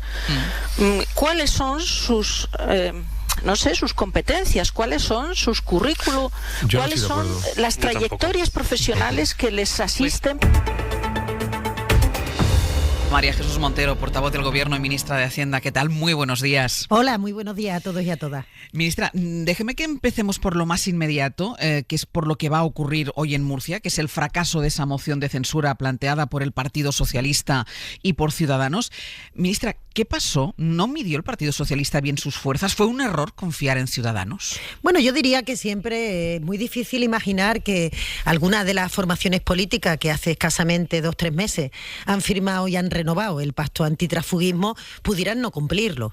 Y yo creo que eso nos ha sorprendido, pero a toda la actualidad política, no solamente al Partido Socialista, y creo que hay que llamar las cosas por su nombre. Y en este pacto uno de los avances más importantes que se produjo fue efectivamente que se dice tasativamente que el transfugismo es corrupción. ¿Cómo va uno a pensar que en este poco tiempo transcurrido el Partido Popular iba a aceptar y además iba a comprar los votos de personas de esa formación política para mantenerse en el poder? Era algo impensable y por tanto se había entre las dos fuerzas políticas acordado la presentación de la moción de censura y no había por qué dudar. Visto ahora con la perspectiva, y sobre todo, bueno, puede haber un giro de guión, que todo puede pasar estas últimas horas aquí en la política española, pero visto con la perspectiva de lo que va a pasar hoy en la Asamblea de Murcia, ¿no tiene la sensación de que al final se va a pagar un precio muy alto por esa moción? Y se lo digo porque se ha reforzado a Isabel Díaz Ayuso en Madrid, se ha desmembrado una parte del gobierno, tiene que haber una remodelación de gobierno. ¿No es un precio muy alto para una moción en Murcia? Yo diría que ante los casos que conocíamos de la Comunidad de Murcia, y quizá el último más agravado fue la vacunación que no correspondía de responsables políticos que no tomaron la decisión de dimitir, es decir, que se quedaron tal cual, como si nada hubiera pasado. Es obligación también de las fuerzas de la oposición articular una alternativa. Uno no puede quedar impasible cuando está en un congreso, en un parlamento, y está viendo que el partido que gobierna pues está sometido a prácticas que son desde luego reprobables, entre ellas prácticas que tienen que ver con la corrupción pasada del Partido Popular, que la ciudadanía no puede tolerar, porque estamos todos esperando a ponernos la vacuna y muchas personas caen enfermas mientras que esperan, y por tanto los dirigentes políticos tenemos que dar ejemplo. Yo creo que ante eso no había más remedio que presentar la moción de censura. Se tenían los votos suficientes. Lo que es reprobable es que luego el Partido Popular no cumpla lo propio que firma, y en este caso que le interesa mantenerse en el poder haya comprado, ¿no? Y personas que antes estaban en una situación ahora estén mejor, justamente por haberse pasado hacia otro lado y haber traicionado lo que habían firmado ellos mismos con su propia formación política. ¿Pero les sorprendió la convocatoria electoral en Madrid? Sí, tengo que decir que me sorprendió porque no había aparentemente ningún motivo para que la señora Díaz Ayuso de pronto diera ese golpe de timón. Siempre habían presumido de estabilidad. Ahora escuchamos estos días que fundamentalmente por parte de la señora Díaz Ayuso dice que el gobierno no se podía sostener, que era... Bueno, yo todas las palabras que había escuchado previamente eran que eran un gobierno estable, que iban todos a una...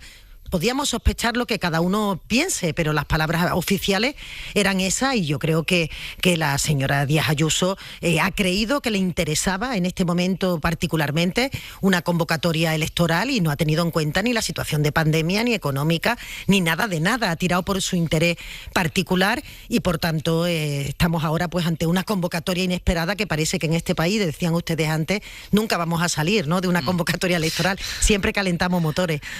Ministra, no sé lo que le sorprendió más, si la convocatoria electoral de Isabel Díaz Ayuso o la salida de Pablo Iglesias del gobierno. Es difícil, ¿eh? La pregunta mójese, es difícil. Ministra, mójese.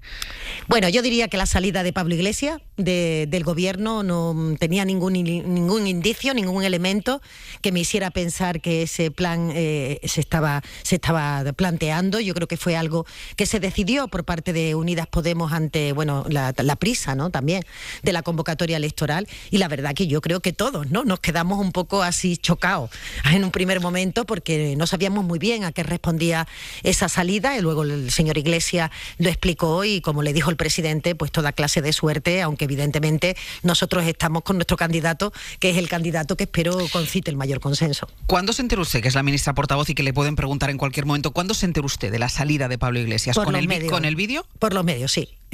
un poquito antes, creo que lo dieron ustedes, el que el señor Iglesias tenía previsto marcharse, y justo unos minutos antes de la presentación del vídeo, que vi en directo a la vez que se emitió, para saber los argumentos que había esgrimido, pero yo me enteré al igual que el conjunto de ciudadanos en el mismo momento. ¿Y sabe cuándo se enteró el presidente del gobierno?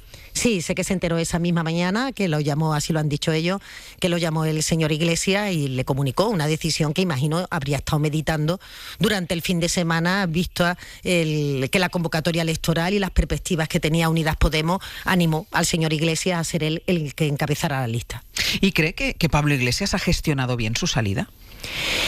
Bueno, yo lo hubiera hecho de otra manera, probablemente. Siempre una salida es complicada y para una persona, ¿no?, del perfil del señor Iglesias, vicepresidente del gobierno, líder de una de las formaciones políticas que se encuentra en este momento en el gobierno de coalición. Quiero decir que las circunstancias eran muy, muy especiales, pero yo creo que lo hubiera hecho de otra manera.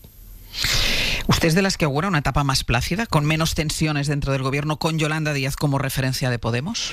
Yo creo que el gobierno ha tenido una comunicación fluida con Unidas Podemos, a pesar de que, como siempre he dicho, se magnifican los problemas fuera, probablemente por esa estrategia de visibilización del socio minoritario del gobierno, de alguna manera, para que nos entiendan los ciudadanos, no como para hacerse notar.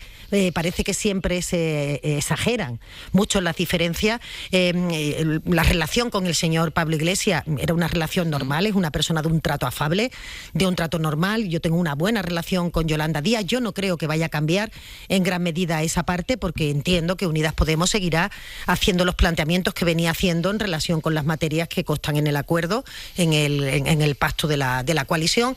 Y yo creo que también el señor Iglesias ha sido una persona de fácil trato al interior del gobierno. Otra cosa es que fuera del gobierno, como digo, exagerará los elementos en los que es lógico que dos partidos políticos que conforman un ejecutivo y somos distintos podamos diferenciarnos. Así que yo espero seguir en esta estabilidad en la que en este momento estamos, y concentrados 100%, al menos en mi caso, en la resolución de los problemas de los ciudadanos, la ejecución de los fondos europeos. En este momento hoy se aprueba la ley de eutanasia. Ha sido una ley para mí muy querida, muy bonita, en términos de necesidad de dar respuesta a una situación de la vida que parece que ninguno queremos reconocer, que es cuando viene el dolor, el sufrimiento, la despedida. El que hayamos tenido una ley muy consensuada en el Congreso y con capacidad de que las personas hoy puedan tener un final de la vida mejor que el que tenían ayer, a mí me parece que todo eso es de un enorme valor y probablemente nunca se resalta lo suficiente, y estamos en las cuestiones que para mí son más anecdóticas. Ministra, ¿el desmoronamiento de Ciudadanos achica los espacios para que el PSOE pueda encontrar contrapesos ante su propio socio de gobierno o ante los partidos independentistas? Yo diría que abre una nueva perspectiva electoral, desde luego, porque en este momento el espacio del centro, en este caso de Ciudadanos centro-derecha, tenía varios actores protagonistas, desde que el Partido Popular se ha escorado hacia la ultraderecha, y además está haciendo de Madrid, ¿no?, un laboratorio de pruebas del trumpismo. A mí me parece esto tremendo, porque Madrid es muy importante para el motor económico de España, para la conquista de derechos, para el funcionamiento, ¿no?, en general, de nuestra democracia y de nuestra arquitectura territorial.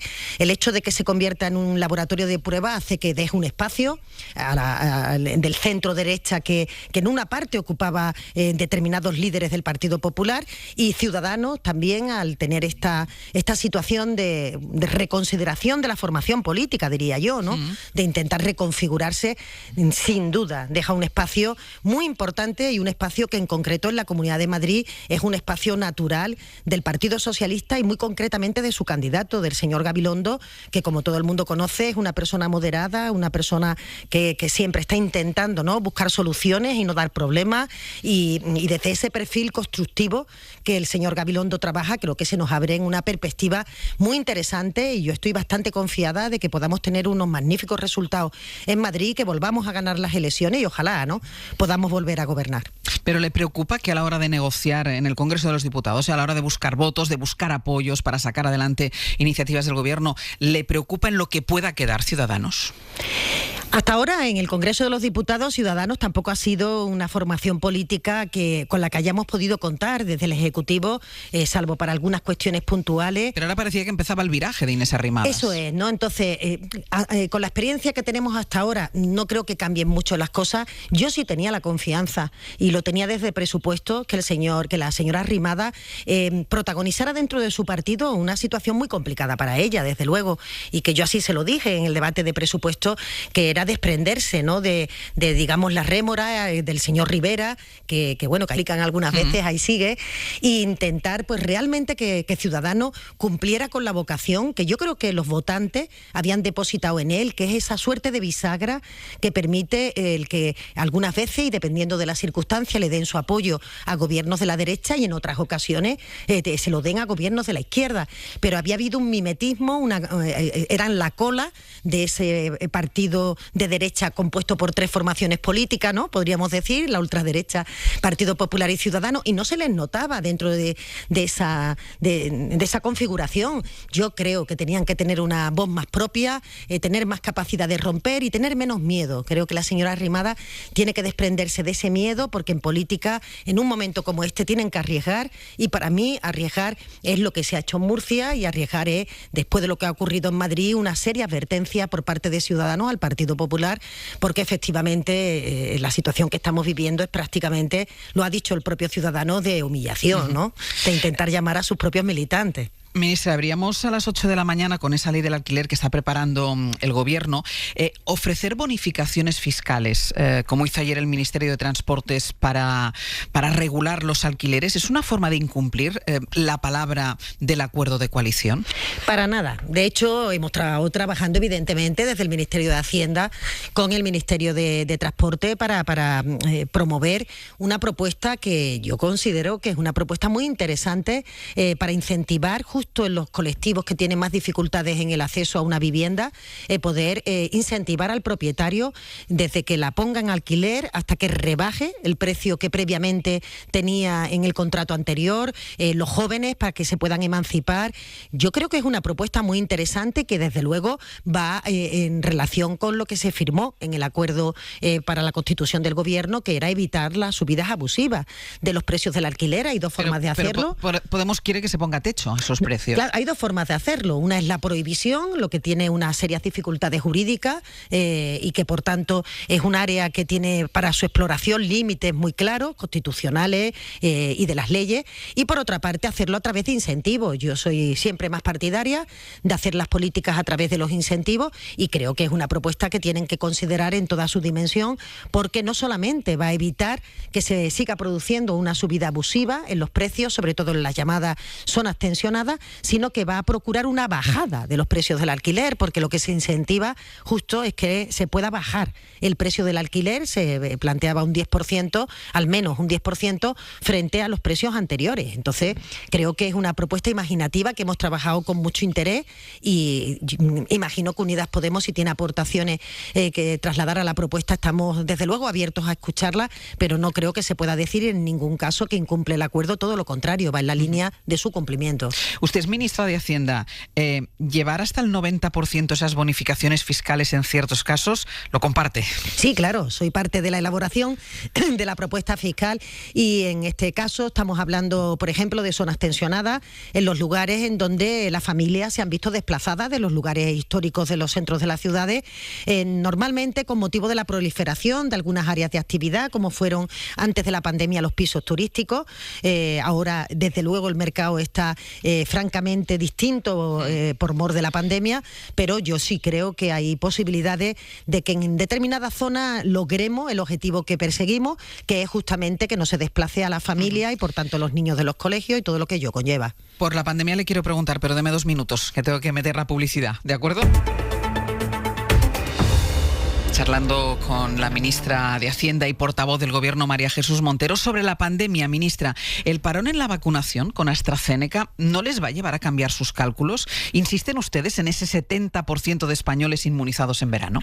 Insistimos porque la previsión de llegada de vacunas a partir fundamentalmente del mes de abril y luego durante el mes de mayo de las marcas que en este momento, de la industria farmacéutica que en este momento Pfizer, Moderna, estamos administrando, y luego las de Janssen, también que, como ustedes saben también, ya se autorizó, nos va a permitir mantenernos en ese porcentaje del 70%, que es el porcentaje que internacionalmente hemos estimado como un porcentaje suficiente de cobertura vacunal para conseguir lo que los ciudadanos ya se han acostumbrado a escuchar, la inmunidad de rebaño, ¿no? Sí. Eso nos va a permitir, yo creo, que esa llegada masiva, el contrarrestar esta situación provisional de suspensión temporal de la vacuna de AstraZeneca hasta que se pronuncie el Comité de Riesgo y la propia Agencia del Medicamento Europea nos pueda trasladar a los países las garantías y las seguridades que le hemos solicitado. Yo creo que esto se tiene que producir pronto, en los próximos días, porque la Organización Mundial de la Salud está advirtiendo, ¿no?, de que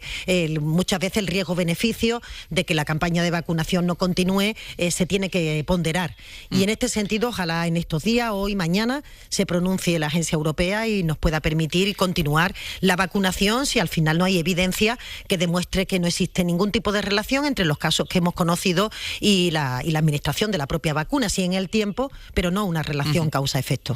Ayer advertía la ministra de Sanidad del peligro de un repunte. De hecho, en algunas comunidades se está viendo, y también la incidencia se ha estancado. Incluso ayer repuntó unas décimas, pero empezó a repuntar. ¿No cree que puede llegar antes la cuarta ola que las ayudas que aprobó la semana pasada el Consejo de Ministros? Ojalá que no. Ojalá que podamos evitar esa cuarta oleada, o si se produce alguna situación de incremento de la incidencia sea muy leve y muy temporal, porque yo creo que estamos todos trabajando y poniendo lo mejor de nosotros mismos, por supuesto los empresarios, por supuesto los ciudadanos que llevan desde el 14 de marzo pasado adoptando por líneas generales todas las medidas de precaución.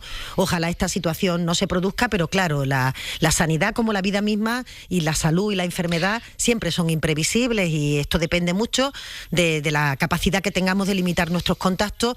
La fatiga pandémica está pesando en algunos colectivos y en algunos sitios y en algunas zonas, pero en este último tirón tenemos que hacer un llamamiento a la responsabilidad, porque sería muy triste, ¿no?, que después de todos los esfuerzos empleados, pues esta relajación hiciera que volviéramos a cifras que esperemos que las hayamos olvidado para siempre. Pero ¿cuándo se van a firmar los acuerdos con las comunidades para desplegar esos 11.000 millones de euros? ¿Cuándo las empresas van a poder realmente pedir esas ayudas y recibir el dinero? Nosotros en el propio decreto ley nos hemos autoimpuesto un plazo de un mes para el poder hacer la transferencia económica, la asignación y transferencia a comunidades, y luego firmar con cada una de ellas los convenios que nos permitan, pues, el que tengamos una capacidad de que se haga una situación similar en el conjunto del territorio, aunque es bien sabido que las comunidades autónomas pueden incorporar una parte de progresividad en esos tramos o de criterio, ¿no?, añadido a los que ya el Congreso espero que apruebe en los próximos días. Todavía el decreto ley ni siquiera se ha aprobado, pero espero que pueda contar con el consenso amplio de los grupos de la Cámara, así que en el plazo de un mes yo creo que las comunidades autónomas podrán empezar a hacer las convocatorias, y espero que durante el verano se puedan recibir esas ayudas, aunque ya la perspectiva de poder recibirla o conocer las cantidades que se le asignan ya será un balón de oxígeno para las empresas que hará acudir a las entidades financieras o a otros entornos con ese compromiso, ¿no?, de los diferentes gobiernos. Y ministra, dos últimas cuestiones antes de terminar. Una, porque ya hay más de un presidente autonómico o algún presidente autonómico que levanta la mano y pregunta: ¿hay fecha para su propuesta de nuevo modelo de financiación autonómica? Bueno, yo diría que fecha no, lo que sí una hoja de ruta, en la que ayer justamente tuve una reunión con el presidente Puig en el que repasamos varios temas de la Comunidad Valenciana, y entre ellos saben ustedes que esta comunidad es la peor tratada en el modelo de financiación. Ese presidente estaba pensando yo. Claro, es una situación para ellos muy acuciante, y estuvimos hablando de las diferentes etapas que tiene que pasar el modelo. Yo lo que usted entenderá que persigo es que se tenga un consenso suficiente, y para ello hay que querer, y yo espero poder contar con la actitud constructiva del Partido Popular. Tengan en cuenta que la negociación de un modelo de financiación para mí debería de pasar de forma óptima, porque haya un acuerdo entre las grandes formaciones políticas que están en este momento gobernando comunidades autónomas, y me refiero entre el PP y el PSOE, por supuesto acuerdo al que se tienen que sumar el resto, pero si articulamos entre las dos formaciones políticas que hemos gobernado este país una propuesta, estoy convencida de que eso será bienvenido por parte del conjunto de actores políticos. Pero en esa hoja de ruta, ministra, ¿no hay un calendario? Sí, hay un calendario en el que nosotros a lo largo de este año tenemos que haber avanzado en el modelo de financiación en materias tan importantes, por ejemplo, como el peso de la población. que son variables dentro del modelo, que la vamos a ir viendo una por una, pero esta, que es importante, que es cómo pesa la población envejecida en el conjunto del sistema, cómo pesa la población joven, la dispersión, la insularidad, todas estas variables que hablamos muchos días, en estas variables la incorporamos a lo que llamamos población ajustada, y los criterios que definen la población ajustada va a ser uno de los grandes caballos de batalla en el que espero que todos tengamos actitud constructiva, porque el modelo de financiación nunca puede ser óptimo para nadie si lo aplica solo en su territorio. Y esto significa que puede ser o un poco satisfactorio para todos o un poco insatisfactorio para todos. Depende de la actitud en la que uno se enfrente, pero es obvio que para conseguir que haya un cierto equilibrio en nuestra estructura territorial tenemos que conseguir todo, ser generosos y ser capaces de entender España como un todo y no cada uno desde su propia ventanita. Y la última sobre las regularizaciones fiscales del Rey. Tras la última regularización fiscal, la Hacienda tenía que comprobar si era completa, si era veraz. ¿En qué punto están las investigaciones de Hacienda? Siempre me resulta un poco incómodo, ¿no? el poder hablar de este tema, porque no puedo hablar de contribuyente, está prohibido. La agencia tributaria ni yo misma podemos hablar de ningún contribuyente concreto. Lo que sí le puedo decir es que en estos casos que son similares, lo que se hace es un proceso de investigación que permita concluir si efectivamente estas regularizaciones o estas declaraciones extemporáneas, que es como se llaman, realmente cumplen con los criterios de que sean completas y que sean veraces. En cualquier caso, hay en algunas circunstancias donde nosotros actuamos también en auxilio judicial, y creo que me puede entender perfectamente lo que estoy intentando decir, y que más allá de lo que son las propias averiguaciones de la agencia tributaria, a disposición de la justicia para hacer y para solicitar todo aquello que consideren conveniente para esclarecer cuestiones. Dicho esto, pues evidentemente la actitud del Rey Juan Carlos, yo creo que a todos los ciudadanos podemos pensar lo mismo, reprobable, reprochable, y evidentemente no es para nada edificante. ¿Espera alguna otra regularización fiscal del Rey? Espero que no, entre otras cuestiones, como siempre decimos, las declaraciones tienen que ser completas y tienen que ser veraces, y por tanto yo espero que al final pues todas las cuestiones se reconduzcan por el camino que nunca se tuvo que perder, ¿no? María Jesús Montero, portavoz del Gobierno y ministra de Hacienda, muchísimas gracias. Muchísimas gracias a vosotras.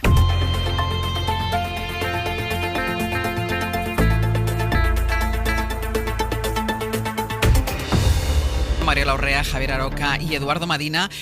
Después os preguntaré por el modelo de ley de alquiler, si esta es la solución, los topes, las bonificaciones fiscales, pero por retomarlo, y como también le hemos preguntado a la portavoz del Gobierno por el momento actual, por el complicado momento político actual, moción de censura, elecciones en Madrid, quiero retomar el debate y el análisis que me estaba pareciendo muy interesante en el momento en el que lo planteábamos. Decíamos, ya no queda espacio para la gestión. Después de una convocatoria electoral llega otra convocatoria electoral. Decía Mariola, están o disfrutan más los políticos con la gestión de la convocatoria electoral y no de la gestión de las cosas que le preocupan a la gente. Y ponía el acento, Mariola, en la personalidad, en el perfil de los actuales líderes políticos, y decíais, Aroca, que no estabais de acuerdo con lo que estaba diciendo Mariola, tanto tú como Madina. Empiezo contigo, Aroca. No estoy de acuerdo, porque primero podemos transmitir a la población de que mientras que sus señorías están debatiendo, por muy malo o bueno que nos parezca el debate, el resto del gobierno está parado y los funcionarios están parados. Y no, la administración no funciona así. La gente está gestionando. Otra cosa es que haya políticos o diputados que no merezcan más atención que esa. Y por lo demás tampoco yo comparto el que los miembros de un parlamento tengan que ser más o menos preparados en determinadas materias. No me gusta ni la tecnocracia ni mucho menos la aristocracia. Creo que los que se sientan en un gobierno o los que se sientan en el parlamento lo que tienen que ser es políticos, buenos políticos, y me da igual que tengan formación profesional o que tengan una cátedra, ¿no? Conozco muchos catedráticos y no me gustan ni como catedráticos, o sea, imagínate como político, ¿no? Madina. Sí, no, yo lo decía porque no estoy de acuerdo un poco en la línea que intervenía Mariola, porque primero, en España hay muchos políticos que solo han hecho política en los ayuntamientos y que ojalá nunca más hagan nada que no sea lo que saben hacer. porque creo que son políticos profesionales muy buenos. Estoy pensando en múltiples dirigentes, mujeres y hombres de distintos partidos que solo han hecho política y que son muy buenos en lo suyo y que lo están haciendo muy bien. Pasa muy parecido con algunos presidentes autonómicos y con políticos en el nivel autonómico, y ha pasado en España durante muchos momentos de nuestra historia. No habían hecho nada más que política los dirigentes que construyeron la Constitución y el inicio de la democracia, prácticamente porque no habían tenido tiempo, no habían hecho nada más que política quienes transformaron para siempre España entre el 82 y el 96. Muchos de los gobernantes que estuvieron en etapas del Partido Popular, que yo, en fin, las siento muy lejanas, casi en el lado contrario de la galaxia en el que ideológicamente me puedo situar yo, pero no lo hicieron mal en términos de gestión. Otra cosa es cómo enfocaron. Y actualmente hay miembros del actual gobierno de España que solo han hecho política y que no están precisamente entre los peores, ¿no? Por ejemplo, el portavoz del gobierno que ha intervenido en la entrevista que le has hecho, Ángels. Por tanto, no creo que sea sinónimo de hacerlo mal el hecho de no haber hecho otra cosa. Creo que la profesionalización en política tiene a veces la capacidad de hacer o de producir buenos perfiles de gestión. Estoy pensando ahora en varios, el ministro de Agricultura, es que me salen varios del propio gobierno, ¿no? Otra cosa es que algunos hayan querido permeabilizar este clima de tertulia política barata, tertulia televisiva política barata en la política nacional, y lo hayan convertido en un pim pam pum que no gestiona, que no transforma, que no produce, excepto pues una apariencia de liberación que es más bien una sensación de confrontación, que es la que tenemos todos y que yo creo que tiene muy agotado al personal en nuestro país. Pero yo creo, Eduardo, que a los políticos, Voy contigo después, Mario, la hora. A los políticos hay que exigirle según su responsabilidad. Evidentemente hay carteras que exigen mucha gestión y otras carteras que son meramente políticas, por no decir vacía de contenido. O sea, la política yo creo que hay que dignificarla. El hacer política es algo que debemos de aplaudir todos, aunque no sea la política que a nosotros nos guste o que seamos polarmente distintos a ellos. La gestión es otra cosa. La gestión debe de producirse y evidentemente no se le puede exigir las mismas capacidades ni la misma gestión a Planas como ministro de Agricultura, que efectivamente coincido contigo, que es un hombre con una gran experiencia en la gestión, como por ejemplo la vicepresidencia que tenía el señor Pablo Iglesias, por si os estabais refiriendo a él. Digo, no, yo no me estaba refiriendo. No, digo por si es un estaba refiriendo a la bronca del Parlamento. Lo digo porque el señor Pablo Iglesias que no tenía competencia. Ahora, a mí me parece que es muy lícito exigirle a que lleva más competencia, exigirle más. Por ejemplo, a Ábalos, ¿no? Habría que exigirle más a Ábalos porque tiene más competencia. Mariela. Yo no pretendía, digamos, plantear el debate en términos de tecnocracia, no tecnocracia, ni mucho menos ignorar perfiles políticos, trayectorias políticas muy exitosas y muy sofisticadas y además muy orientadas a la vocación de servicio y desde ese punto de vista con grandes réditos para la ciudadanía. Lo que sí que trataba de subrayar es cómo el mundo en el que vivimos ahora ha adquirido una complejidad y necesitamos perfiles muy orientados a la gestión de la incertidumbre.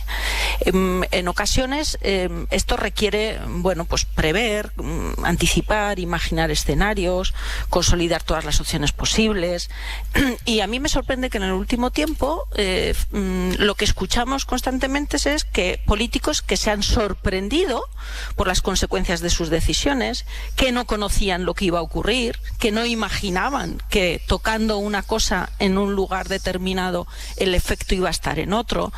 Entonces, a eso me refiero, no tanto a si se necesita una formación determinada para hacer un buen papel en el Ministerio de Agricultura o si se puede ser un magnífico ministro portavoz sin una trayectoria profesional al margen de la política, que entiendo además no es el caso de la señora Montero, porque tiene una formación en medicina y creo que también tiene una trayectoria profesional al margen de la política. No pretendía eso, sino más bien un poco centrarnos un poco en qué habilidades, qué competencias se requiere hoy con la complejidad del mundo de hoy, no de los años 80, para gestionar un país y para hacerlo desde el servicio público.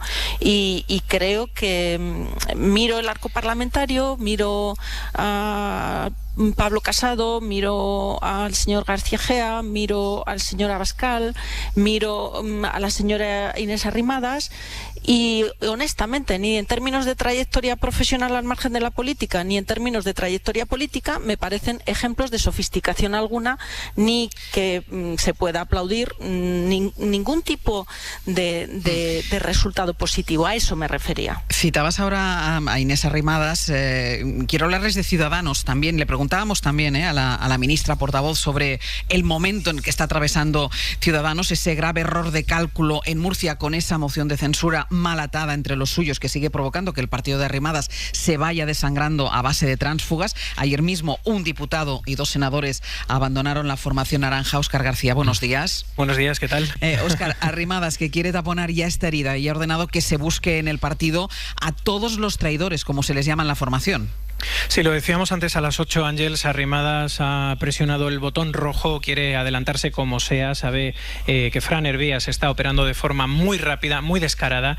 Esta mañana El Español publica una foto de Hervías reunido, parece que en un restaurante, con los senadores Emilio Argüeso y Ruth Goñi, que casualidad son los 2 senadores que en las últimas horas han abandonado Ciudadanos para irse al grupo mixto sin dejar el acta, recordemos. Bueno, el caso de Argüeso no le ha dado tiempo a irse, sino que le han expulsado. Pero en esa foto también está con Marta Martí, diputada en el Congreso. La dirección sospecha que también va a seguir esos pasos, que son los mismos que inició ayer el diputado por Sevilla, Pablo Cambronero, quien se dio de baja del partido y se pasó al grupo mixto sin dejar tampoco el acta. Es decir, que la operación ya no es que sea hostil, sino agresiva, destructiva, dicen en Ciudadanos, y es que además está dejando a los grupos parlamentarios naranjas, tanto en el Congreso como en el Senado, completamente trastocados. En el Senado, mirad, ya directamente Ciudadanos se ha quedado sin grupo. Aquí hacen falta 10 senadores para formarlo. En su día Ciudadanos tuvo 9, pero el PP le cedió 1. Dimitió Lorena Roldán a finales de diciembre, pero ella sí dejó el acta, así que fue reemplazada. Ahora, con la salida de estos 2 en cuestión, pues el grupo se queda con 7 de Ciudadanos y 1 del PP.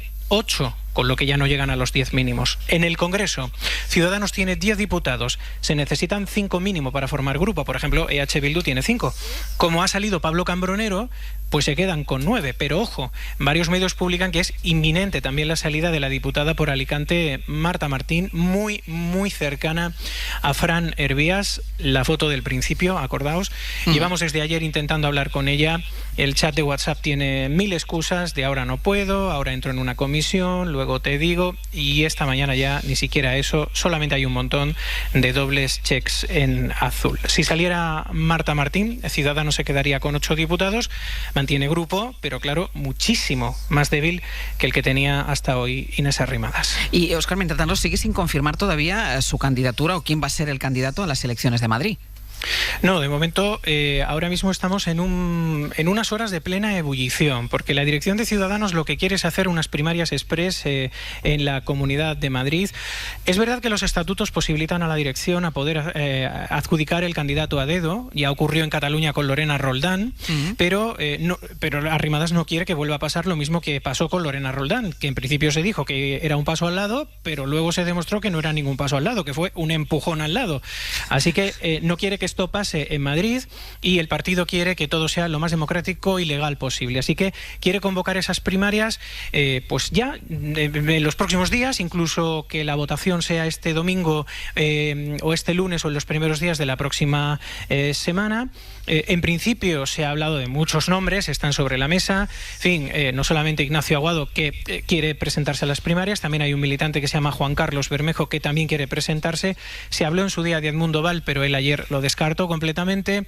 Se ha hablado también de Ángel Garrido, aunque la dirección dice que no quiere presentarse, y en las últimas horas están surgiendo muchas voces que dicen que hay altos cargos que están presionando para que incluso Malena Contestí sea también candidata en esas primarias. Malena Contestí es una ex diputada de Vox que renunció a Vox y se pasó a Ciudadanos. De hecho, cuando Ciudadanos estaba en el peor momento, de la salida de militantes, pues Arrimadas la quiso presentar como un nuevo fichaje. Sería un movimiento extraño, que una ex de Vox fuese candidata de Ciudadanos a la Comunidad de Madrid, pero todo puede pasar. En fin, no hace falta que contemos lo que efectivamente lo que está pasando en los últimos días. Así que de momento las cosas están así. La dirección quiere hacer esto, quiere hacerlo de manera express para que se vote telemáticamente, pero ojo, porque el candidato Juan Carlos Bermejo ya dice que todo esto es ilegal, que se está saltando los estatutos, que hay que convocar primero un Consejo General, que es el órgano máximo entre asambleas. Esto de momento parece que todavía no se ha convocado.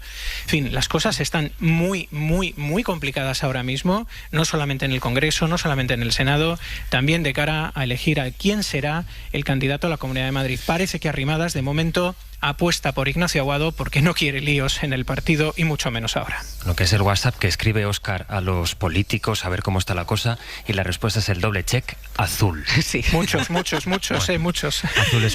Sobre todo cuando en la dirección sospecha que esa diputada de algún momento a otro puede anunciar que también se pasa al grupo mixto. Son los colores son aquí Óscar, la noticia hoy. Óscar, muchísimas gracias. Un abrazo a todos. Hasta luego. Aroca, ¿qué posibilidad de supervivencia le das tú a Ciudadanos? Pues muy poca. Muy poca. Lo que me sorprende es que se sorprendan ellos y que se sorprendan los observadores de lo que está pasando en Ciudadanos. ¿Ciudadanos de qué se nutrió en su principio? Pues precisamente de muchos tránsfugas, de mucha gente que abandonaron otros barcos. Bastaría con estudiar el cursus honorum en política de algunos de sus más destacados dirigentes para observar su trayectoria política. El caso ya más sarcástico y más cómico es el que se acaba de contar. O sea, se está denunciando el que haya ese movimiento entre partido y resulta que quieren incorporar a una ex de Vox. O sea, ¿qué clase de partido es ese, no? Pero en cualquier caso yo creo que el problema de Ciudadanos es más grave. El problema de Ciudadanos es que los mandantes con D, los que decidieron en su momento que Ciudadanos existiera porque servía a determinados intereses, hoy han decidido que ya no les sirve y por tanto lo han dejado a la deriva y Ciudadanos está ahí navegando sin rumbo y a la espera de que llegue la gran ola y los tumbe. Y además de camino los mandantes han dejado pasmados a todos aquellos que se lanzaron a la arena política con un apoyo incondicional a Ciudadanos y a sus líderes, entre otros Albert Rivera, que es el que nos va a sacar de ese lío que nos contaba antes Mariola cuando decía que los políticos, bueno, yo creo que en el momento que se apunten al nuevo instituto de Albert Rivera, esa mala calidad política que hay en el Parlamento y en los gobiernos se va a resolver con suficiencia. Esa es la solución. Asentías a lo que decía Aroca, Mariola. Sí, mira, yo creo que Ciudadanos como partido bisagra es una de esas leyendas urbanas que se ha instalado y que no se apoya en ninguna evidencia científica. Los mejores resultados de Ciudadanos curiosamente coinciden con un Ciudadanos de choque, un Ciudadanos de choque contra el nacionalismo y con un apoyo empresarial en los términos que insinuaba Javier. Cuando ese apoyo se ha retirado, los peores resultados de Ciudadanos se dejan patentes y el lío que tienen lo único que les aboca obviamente es a la desaparición. Es un partido en liquidación, nada más. Marina. Sí, no, es curioso todo lo que ha pasado estos últimos días, ¿no? Porque para mí es incomprensible que en el proceso de consolidación en el que estaba Ciudadanos, de un nuevo liderazgo de Inés Arrimadas, lento y no exento de muchas dificultades, sí, como bien sabemos, no midieran que el movimiento en Murcia, en la región de Murcia, podía derivar en una explosión incontrolada del gobierno en la Comunidad de Madrid y que podía haber tenido más derivadas. Por ejemplo, estoy pensando en Andalucía, en Castilla y León, en otras comunidades donde el Partido Popular podía haber salido por la calle del medio, que es lo que ha hecho la señora Ayuso, ha salido corriendo para evitar, pues intentar aparentemente colocar un cortafuegos para que no pasara algo parecido a lo que ha pasado en la región de Murcia, ¿no? Así que no soy capaz de entender muy bien qué han hecho, la verdad. Pero das en una clave, Marina, cuando dices que no fueron capaces de ver que esa moción de censura podía fracasar y había algunos indicios, porque quitabas a quien estaba en la vicepresidencia para poner a otra persona de presidenta, claro, no contabas con él. Es decir, hombre, algunos indicios habían de que eso no iba a salir bien.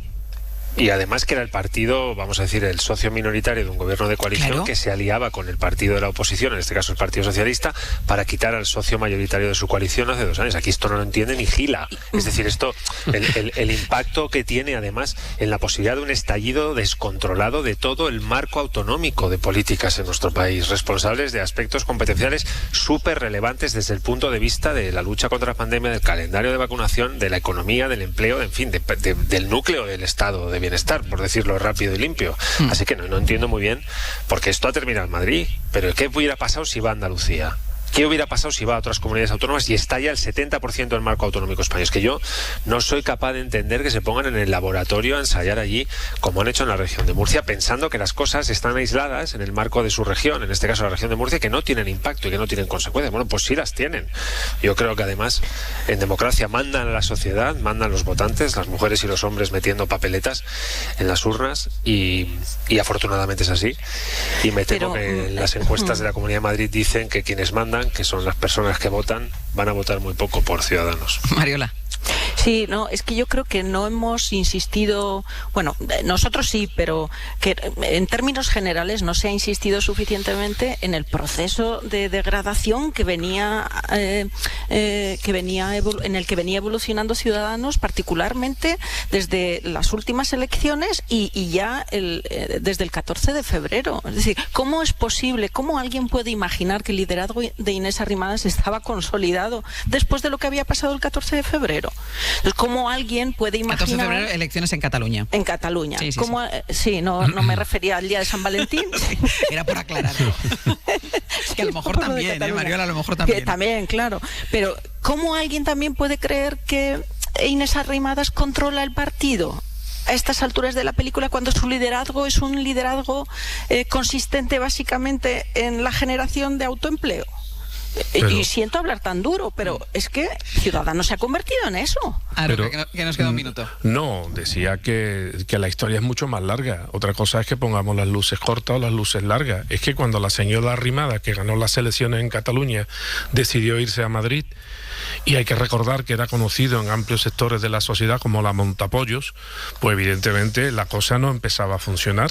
Y después hay otra cosa: el día que Ciudadanos le hizo caso a sus mandantes y acudió en peregrinación a la foto de la Plaza de Colón, ese día Ciudadanos murió, porque no tenía ninguna viabilidad una creación de un frente de extrema derecha en España en las condiciones en las que estaban planteadas. Y eso fue un error.